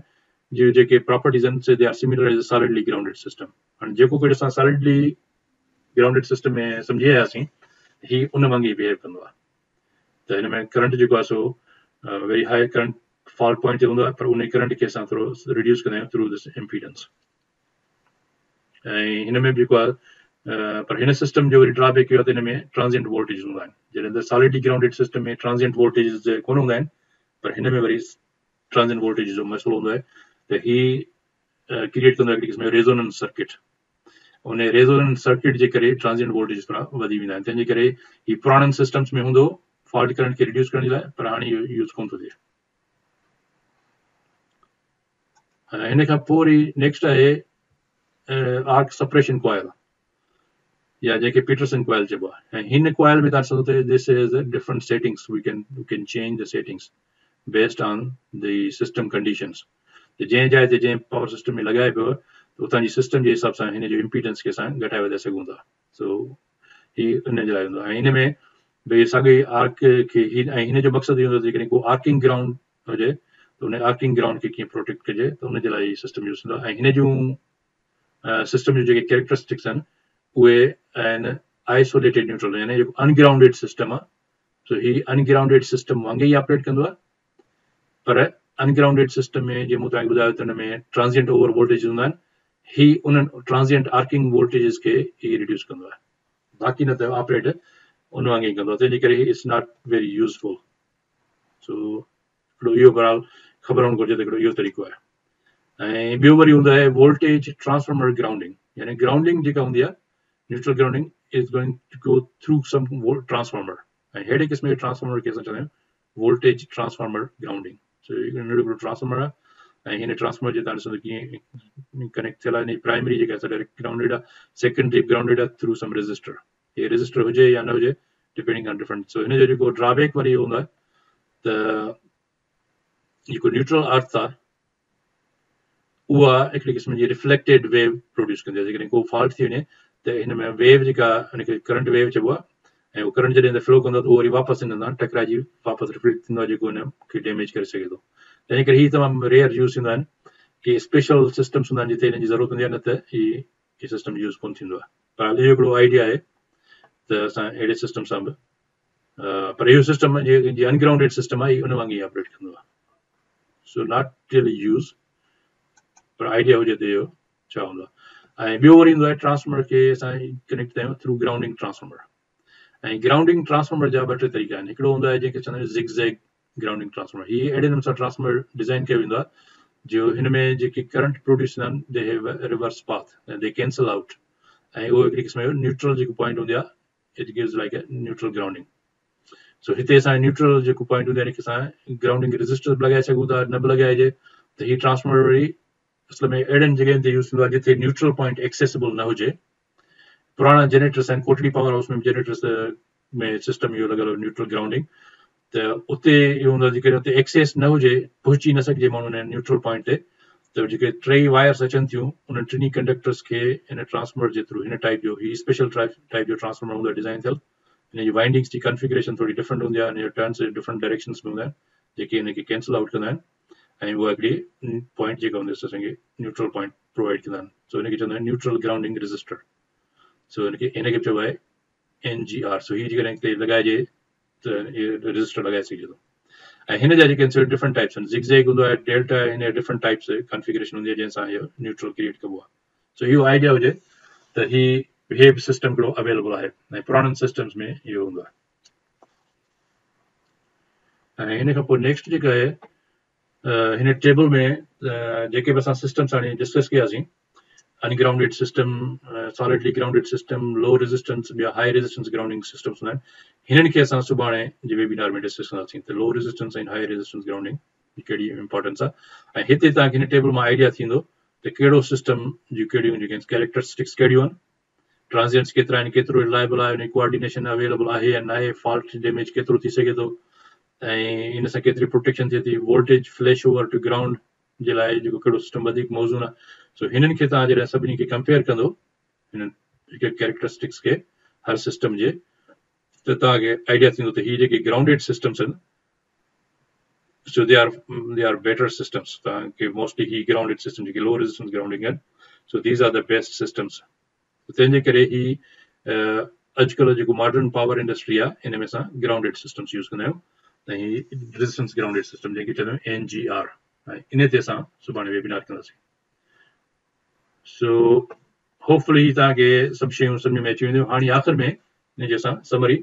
त जेको कुझु असां डिस्कस कयोसीं त हुनखे समराइज़ जेकॾहिं असां कयूं त असां इहो ॾिठोसीं जेके अनग्राउंडेड सिस्टम्स आहिनि, सो उन्हनि में असांखे ही प्रॉब्लम्स आहिनि, ओवर वोल्टेज प्रॉब्लम्स आहिनि, ऐं उहे ओवर वोल्टेज आर्किंग ग्राउंड जे करे। सो आर्किंग ग्राउंड जेको आहे सो इहो मेजर या पोटेंशियल हैज़र्ड जेको आहे अवेलेबल हूंदो आहे ग्राउंडिंग अनग्राउंडेड सिस्टम में, जंहिंजे करे इहो हुनखे मूं हाईलाइट कयो रेड कलर सां, त जीअं तव्हांखे आइडिया थी वञे। ऐं हुनजे करे जेको काफ़ी सारो डैमेज थिए थो हुननि ओवर वोल्टेज जे करे। पर हिन जी भेट में जेको असां डिस्कस कयोसीं सॉलिडली ग्राउंडेड सिस्टम, इहो असां ॾिठोसीं त इन में लार्ज डैमेजिंग करंट्स त हूंदा आहिनि, ऐं जंहिंजे करे आर्क फ्लैश हैज़र्ड्स हूंदो आहे। ऐं हीअ आर्क फ्लैश हैज़र्ड छा हूंदो आहे, इहो तव्हां जेकॾहिं पुठियों वेबिनार ॾिसंदो इलेक्ट्रिकल हैज़र्ड्स जो, त तव्हांखे ख़बर पवंदी आर्क फ्लैश हैज़र्ड कहिड़ो हूंदो आहे। इन में इहो हैज़र्ड त हूंदो आहे, पर हिन में इन जो एडवांटेज इहो आहे त हिन सिस्टम खे असां फास्ट डिटेक्ट करे सघूं था, ऐं ईज़ीली हुन जेको फॉल्टेड सर्किट आहे हुनखे असां आइसोलेट करे सघंदा आहियूं। सो हीअ आइडिया थी त हिन में कहिड़ा कहिड़ा डेंजर्स अवेलेबल हूंदा आहिनि, जंहिंखां अवेयर हुजे, जंहिंजे करे सिस्टम खे पोइ डिज़ाइन कजे उन हिसाब सां, त उहो असांखे बेटर प्रोटेक्शन प्रोवाइड करे। ऐं इन्हनि ॿिन्ही सिस्टम जे भेट में हिकिड़ो त अनग्राउंडेड सिस्टम हाणे यूज़ कोन थो थिए, सॉलिडली ग्राउंडेड सिस्टम जी भेट में वरी जेको इम्पीडेंस ग्राउंड सिस्टम आहे, सो इहो तमामु मोस्ट इफेक्टिव सिस्टम आहे। तंहिंजे करे असां हिन में जेको रेजिस्टिव ग्राउंडेड सिस्टम हूंदो आहे, इहो असां यूज़ कंदा आहियूं। This offers a safe and effective solution to all the grounded problems. माना जेके बि ग्राउंडिंग सिस्टम सां जेके प्रॉब्लम्स आहिनि, सो हिन जे लाइ हीअ ईंदो। हाणे इन ते असां सुभाणे वेबिनार कंदासीं त न्यूट्रल ग्राउंडिंग रेजिस्टर छा हूंदो आहे, उहो कीअं असांखे प्रोटेक्ट कंदो आहे, ऐं हाई रेजिस्टेंस ऐं लो रेजिस्टेंस इम्पीडेंस ग्राउंडिंग छा हूंदी आहे, उन ते वरी असां इन जी कंटिन्यूटी में नेक्स्ट वेबिनार सुभाणे जो उहो डिस्कस कंदासीं। सो होपफुली ही तव्हांखे आइडिया क्लियर थियो हूंदो त ग्राउंडिंग जी केतिरी इंपॉर्टेंस आहे, फॉल्ट कहिड़े मोड्स हूंदा आहिनि,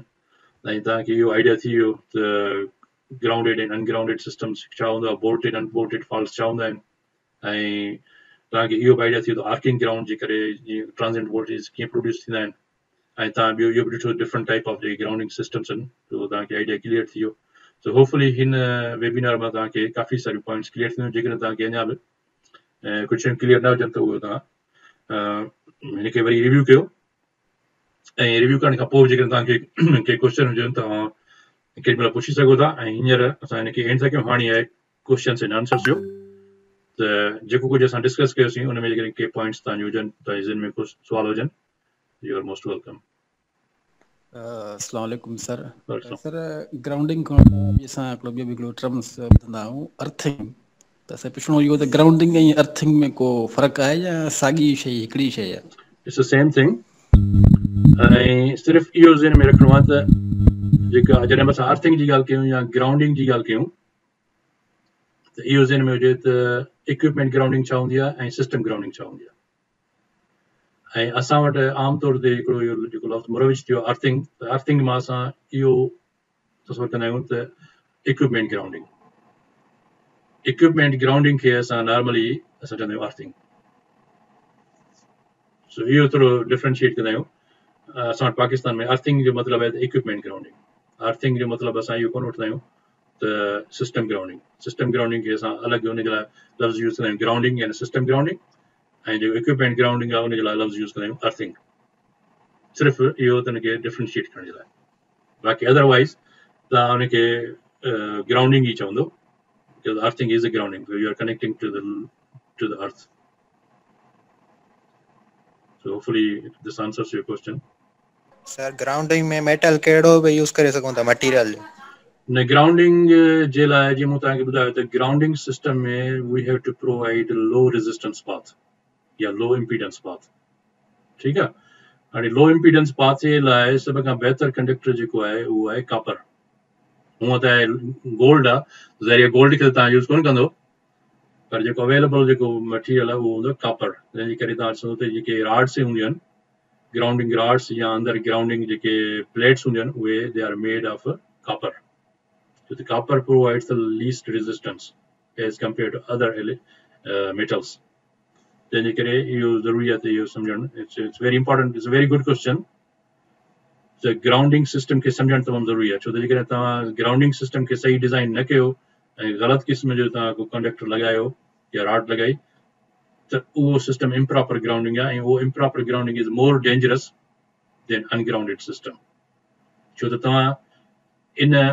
ग़लतफ़हमी में हूंदो भई उहो सिस्टम ग्राउंडेड आहे, तंहिंजे करे नाउ यू आर सेफ, पर you will be not safe.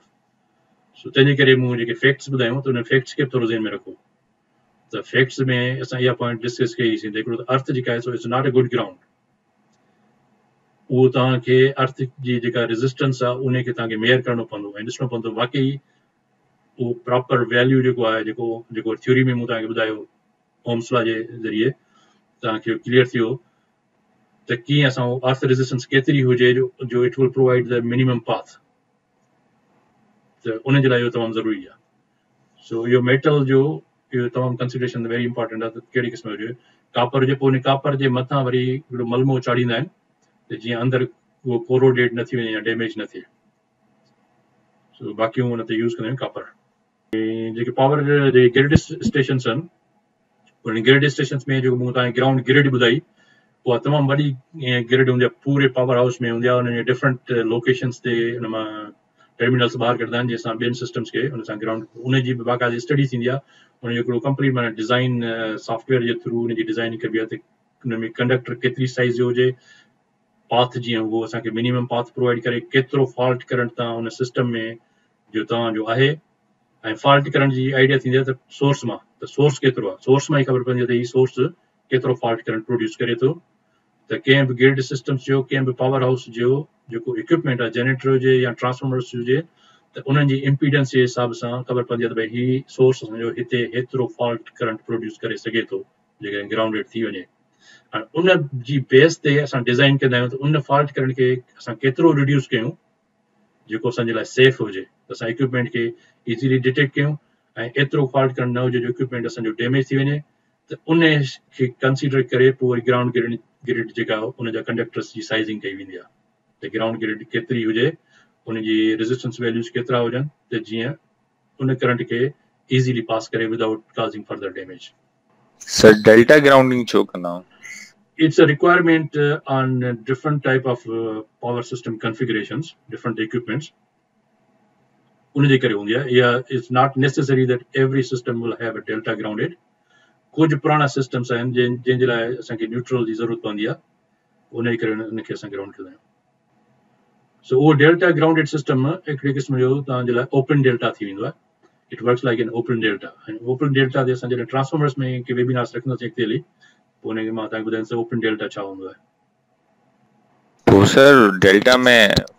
Phase voltage या लाइन वोल्टेज वो चेंज थी वेंदा? बिल्कुलु चेंज थींदा. जेकॾहिं तव्हां ग्राउंड कंदो त then two phases will have the same voltage, other phase will not have the same voltage. Because one point is corner grounded, so उन phase जे ते तव्हांखे voltage different मिलंदी आहे. So there are some applications, especially कुछ installations से कुछ industries में अहिड़ियूं requirements हूंदियूं आहिनि जंहिंजे करे they have to provide that kind of system. Otherwise it's not used anymore. So old systems में ये हूंदो. Okay sir, thank you. Yeah, no problem. Yes, so ॿिए कंहिं दोस्त खे कोई क्वेश्चन हुजे त वेलकम. नेक्स्ट वीक में बस असांजा वेबिनार जेके थियनि त हिकिड़ो मां मुंहिंजे ज़हन में आहे त हिकिड़ो रखूं केबल सिस्टम्स ते, तव्हांखे आइडिया हुजे त केबल सिस्टम्स छा हूंदो आहे, हुनजी इंसुलेशन छा हूंदी आहे, हुनजी कीअं रेटिंग हूंदी आहे, हुनखे कीअं असां त उनजो बि आइडिया तव्हांखे थी वेंदो केबल सिस्टम्स छा हूंदा आहिनि, स्पेशली पावर केबल्स. होपफुली तव्हां जेको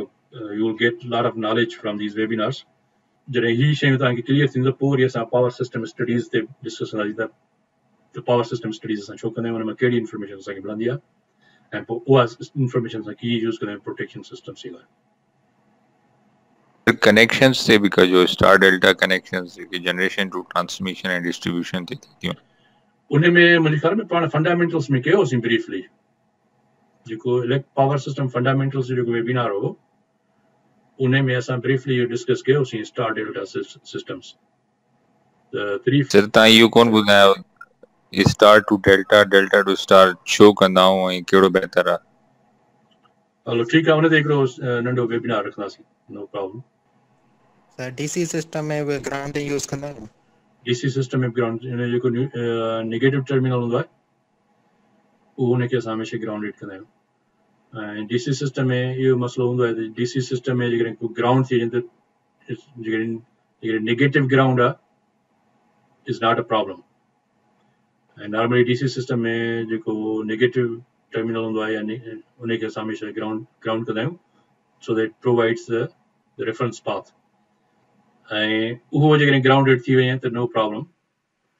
पर मसइलो इहो हूंदो आहे उनखे डिटेक्ट करणु वॾो मसइलो हूंदो आहे त कहिड़ी जाइ ते उहो तव्हांजो नेगेटिव ग्राउंडेड थी वियो आहे. उन सां मसइलो इहो हूंदो आहे जेकॾहिं फर्ज़ु कयो त अॻिते हली तव्हांजो पॉज़िटिव ग्राउंड थी थो वञे कंहिं रीज़न जे करे, it will be big trouble. So it will provide the path for if there is a positive ground. Positive neutral first negative तव्हांजो ग्राउंड थी वियो आहे जेको तव्हां डिटेक्ट न करे सघियो फॉल्ट. हाणे जेकॾहिं वरी तव्हांजो पॉज़िटिव फॉल्टेड आहे त उहो न्यूट्रल जेको तव्हांजो ग्राउंड थियल आहे यानी कि नेगेटिव टर्मिनल, उहो it will provide the path for the fault current and it will be big damage. So उन में वरी डीसी में इहो सिर्फ़ु वॾो कंसर्न हूंदो आहे त जेकॾहिं न्यूट्रल जो मतिलबु आहे त नेगेटिव जेकॾहिं नेगेटिव ग्राउंडेड थी वञे, first negative ground is not a problem, पर जेकॾहिं सेकंड नेगेटिव ग्राउंड थी वञे it will be big problem. So इन जे लाइ तव्हांखे must be aware of those. पर एक्चुअली असांजे हिन वेबिनार जो focus mostly 3 phase power systems ते आहे. पर इट्स वेरी गुड क्वेश्चन त तव्हांखे इहा आइडिया हुजे त इहो असां हिनखे छो ग्राउंड कंदा आहियूं. ऐं ग्राउंडिंग ई असांखे माना प्रोवाइड कंदी आहे protection. So without the grounding system, you cannot implement ground protection. Take a ground protection जे लाइ you need to have grounding system. ॿियो को क्वेश्चन हुजे तव्हांखे? मुंहिंजे ख़्याल में काफ़ी सारी इंफॉर्मेशन हुई तव्हांजे लाइ. हुन में majority of the information must be new for U guys. तव्हां पहिरीं शायदि न ॿुधी हूंदी या काव्या न हूंदो. So it's lot of information to absorb. ऐं तव्हां हिनखे वरी ॿीहर रिव्यू कंदा कयो त पोइ तव्हांखे वधीक पॉइंट्स क्लियर थींदियूं आहिनि कि एतिरियूं वधीक स्लाइड्स आहिनि कोई 15-20 स्लाइड्स आहिनि त उनखे जेके तव्हां सेव कंदो या पंहिंजे नोट्स में टेक कंदो त it will be a very good solid technical information for you guys for future reference for your job career. उहो तव्हांखे तमामु घणो हेल्प कंदियूं आहिनि. तव्हांजो जेको नॉलेज हूंदो it will becomes very really solid knowledge. त तव्हांखे जेको जहिड़ो तहिड़ो माण्हू तव्हांखे हर बोर तव्हांखे बेवकूफ़ न बनाईंदो ऐं तव्हांखे ब्लैकमेल न कंदो ऐं तव्हांखे केरु चीट न कंदो. सो इहे शयूं तव्हांजे लाइ तमामु ज़रूरी आहिनि ऐं तव्हां एज़ अ यंग इंजीनियर्स तव्हांखे टेक्निकल नॉलेज ई जेको आहे उहो तव्हांजे लाइ जेको U will earn your respect with your knowledge. को माण्हू तव्हांजी नॉलेज जे लाइ तव्हांजी इज़त कंदो ऐं को बि लुच तव्हांखे जेको आहे तव्हांखे ब्लैकमेल न करे सघंदो, तव्हांखे प्रेशराइज़ न करे सघंदो ऐं जेकॾहिं तव्हांखे नॉलेज हूंदो त तव्हां U can argue with them on technical grounds. ऐं मोस्टली पीपल तव्हांखे मिलंदा जंहिंखे टेक्निकल नॉलेज कोन हूंदो आहे पर उहो तव्हां यंग इंजीनियर्स जे मथां रोब झाड़ण जे लाइ उनजे मथां दाबो विहारण जे लाइ they can blackmail you ऐं तव्हांजे लाइ अहिड़ा पॉइंट्स रेज़ कंदा जेके तव्हां चवंदो यार मां हिकिड़े स्टूपिड पॉइंट्स रेज़ कंदा जेके तव्हां कंफ्यूज़ कंदा. पर ही नॉलेज जेकॾहिं सॉलिड नॉलेज तव्हां वटि हूंदो तव्हांखे को बि माण्हू तव्हांखे बेवकूफ़ नथो बनाए सघे. जेतिरो टाइम तव्हां पंहिंजो इन्वेस्ट कंदो टेक्निकल नॉलेज लाइ उहो तव्हांजे लाइ बहितर आहे ऐं तव्हांजे कैरियर जे लाइ, तव्हांजी रेपुटेशन जे लाइ, तव्हांजे प्रोफेशनलिज़म जे लाइ, ख़ुदि तव्हांजी पंहिंजी सेल्फ प्राइड जे लाइ. It's very important how much time you invest on learning. मुंहिंजे लाइ जेको मां वेठो हूंदो आहियां मूं वटि फ्री टाइम हूंदो I always study new technologies, new science, what's happening around. उन सां छा थींदो जीअं जीअं टेक्नोलॉजी नयूं इवॉल्व थियनि थियूं डेली नई का न का नई शइ अचे थी उहा भली तव्हां यूज़ न बि कयो पर तव्हांजो जेकॾहिं नॉलेज उन जे हिसाब सां क्लियर हूंदो त ऐं स्पेशली मां तव्हांखे इहो एडवाइस कंदोसांव त तव्हां मैथमेटिक्स ते पंहिंजो फोकस कयो. जेके बि तव्हां स्पेशली इंटरमीडिएट ताईं जेका मैथमेटिक्स आहे इट्स मोर यूज़फुल. तव्हांखे उहे आइडियाज़ हुजनि. तव्हां पावर सिस्टम खे सम्झण लाइ जॾहिं तव्हां अॻिते पावर सिस्टम स्टडीज़ कंदो त पावर सिस्टम स्टडीज़ जे लाइ मां ॾिठो आहे काफ़ी सारा प्रोफेसर यूनिवर्सिटी जा यकदमि वेबिनार्स त हुननि जा आहिनि तमामु घणा एडवांस मेट लैब ते हिननि ते. पर मसइलो इहो आहे त जेकॾहिं असांजे स्टूडेंट खे या ख़बर ई न आहे त Laplace for example Laplace transform छा आहे या फोरियर ट्रांसफॉर्म छा आहे ऐं हार्मोनिक स्टडीज़ छा आहिनि त हू हुनखे तव्हां मेटलेब ते तव्हां हिकिड़ो एडवांस टूल ॾेई छॾींदो त हुनखे यूज़ ई कोन करे सघंदो. हुनखे ख़बर ई कोन पवंदी त इहा हिन सां सिस्टम स्टडीज़ कीअं थियूं थियनि या मैट्रिसिस डिटर्मिनेंट्स. इहे कॉन्सेप्ट इंटरमीडिएट जी मैथ आहे. जेकॾहिं तव्हांखे इंटरमीडिएट जो कैलकुलस जेकॾहिं तव्हांखे सही नमूने सां सम्झ में अची वियो न त पोइ तव्हां पावर सिस्टम स्टडीज़ आराम सां करे सघंदो. ऐं एडवांस जेके कंट्रोल सिस्टम्स आहिनि उहे हुनजी डिज़ाइनिंग प्रोग्रामिंग उहा तव्हांखे सॼी सम्झ में अची वेंदी. बाक़ी जेकॾहिं तव्हांखे ट्रांसफॉर्मर्स तव्हांखे ख़बर न आहे सपोज़ कयो त ट्रांसफॉर्मर जे वेक्टर डायग्राम जी ख़बर न आहे त तव्हांखे ट्रांसफॉर्मर सम्झ में ई कोन ईंदो त ट्रांसफॉर्मर ऑपरेट कीअं थो करे या ट्रांसफॉर्मर जो जेको वेक्टर ग्रुप आहे उहो छा हूंदो आहे. उन वेक्टर ग्रुप मां कहिड़ी ख़बर थी पए पैरेलल ऑपरेशन ट्रांसफॉर्मर जो कीअं थींदो आहे. इहे कॉन्सेप्ट तव्हांखे तॾहिं ईंदा जॾहिं तव्हांजे बेसिक मैथमेटिकल नॉलेज हूंदो वेक्टर्स जो. त वेक्टर्स खे कीअं सम कीअं कबो आहे. सो सिंपल वेक्टर रिज़ोल्यूशन जेके तव्हां first year inter P engineering में पढ़िया आहियो इहे कॉन्सेप्ट तव्हां पंहिंजा रिव्यू कयो त पोइ ई तव्हांजे लाइ सम्झण को मसइलो कोन्हे को. सो एडवांस हीअं त तमामु घणो इलेक्ट्रिसिटी मोर एडवांस थी वई आहे. तमामु एडवांस सॉफ्टवेयर अची वेंदो उहे पोइ तव्हांखे यूज़ करणा कोन ईंदा जेका तव्हांजो मैथमेटिकल नॉलेज न हूंदो. So try to review your mathematical knowledge. जेके शयूं पढ़ी आहियो उनखे वरी रिव्यू कयो. तव्हां पंहिंजो अपग्रेड कयो नॉलेज. त इहे कंट्रोल सिस्टम्स में जेके दोस्त जा कंट्रोल सिस्टम्स में आहिनि त कंट्रोल सिस्टम में लेप्लास ट्रांसफॉर्म्स यूज़ थींदा आहिनि ऐं उन लेप्लास ट्रांसफॉर्म्स में असल में आहिनि छा. लेप्लास मां कहिड़ी ख़बर थी असांखे नॉलेज मिले छा जी कहिड़ी शइ जी ख़बर पवंदी आहे छा खे एनालाइज़ कंदा आहियूं. उहा जॾहिं आइडिया ई कोन हूंदो त पोइ तव्हांखे इहे सिस्टम्स खे तव्हां एनालाइज़ कोन करे सघंदो. So it's very important to pay attention on mathematics as well. कॾहिं वेबिनार्स ॾिसंदा कयो यूट्यूब चैनल्स ते जाम पिया त तव्हांखे यूट्यूब चैनल्स आहिनि डिफरेंट मैथमेटिकल टॉपिक्स ते हुन ते टाइम पंहिंजो तव्हां यूज़ कंदा कयो. अधु कलाक बि तव्हां डेली को हुनखे वॉच कयो हुन नोट्स लिखंदा वञो हुनखे सम्झण जी कोशिशि कयो त पोइ हीअ शयूं तव्हांखे सम्झण में तमामु सवलाई थींदी. ऐं ख़बर न आहे काफ़ी दोस्तनि खे इंट्रस्ट घटि थी वियो आहे. मुंहिंजे ख़्याल में वेबिनार्स आई डोंट नो के हे वेबिनार्स जो सिलसिलो असांखे केतिरो इफेक्टिव आहे. 4-5 दोस्तनि खां वधीक ॿियनि दोस्तनि खे नथो ॾिसां पियो त मोटिवेशन हुन में का हुजे का शइ सिखण जी या छा, I don't know, they must be busy या ॿी असाइनमेंट्स में आहिनि या जॉब्स में आहिनि या छा, दैट्स अदर थिंग। बाक़ी इनिशियली त रिस्पॉन्स तमामु ज़बरदस्त मिलियो, काफ़ी 200 young engineers, I was super excited, 200 engineers जेके आहिनि दे वांट टू लर्न। त आउं ॾिसां थो रेगुलरली वधि में वधि 7-8 तव्हां दोस्त आहियो जेके जॉइन कयो पिया मूंखे। I spend tremendous amount of time, हींअर जी वेबिनार असांखे ख़तमु करण खां पोइ I will work for 4 more hours, 4 कलाक घटि में घटि मूंखे इहे सॼो वेबिनार रिव्यू करणो पवंदो, उनखे एडिट करणो पवंदो, उन खां पोइ मां अपलोड कंदुसि। हींअर मूं वटि सम्झो राति जा 11:30 थिया आहिनि, मां हींअर राति 2 बजे फारिग थींदुसि। So you should be serious for yourself, त तव्हांखे हिन मां जेतिरो बेनिफिट वठी सघो था ओतिरो वठो, तव्हांजे लाइ फ़ाइदो अथव। सो पाण हाणे वठूं था इजाज़त, पोइ मिलंदासीं सुभाणे वारे वेबिनार में, ठीकु आहे? ओके।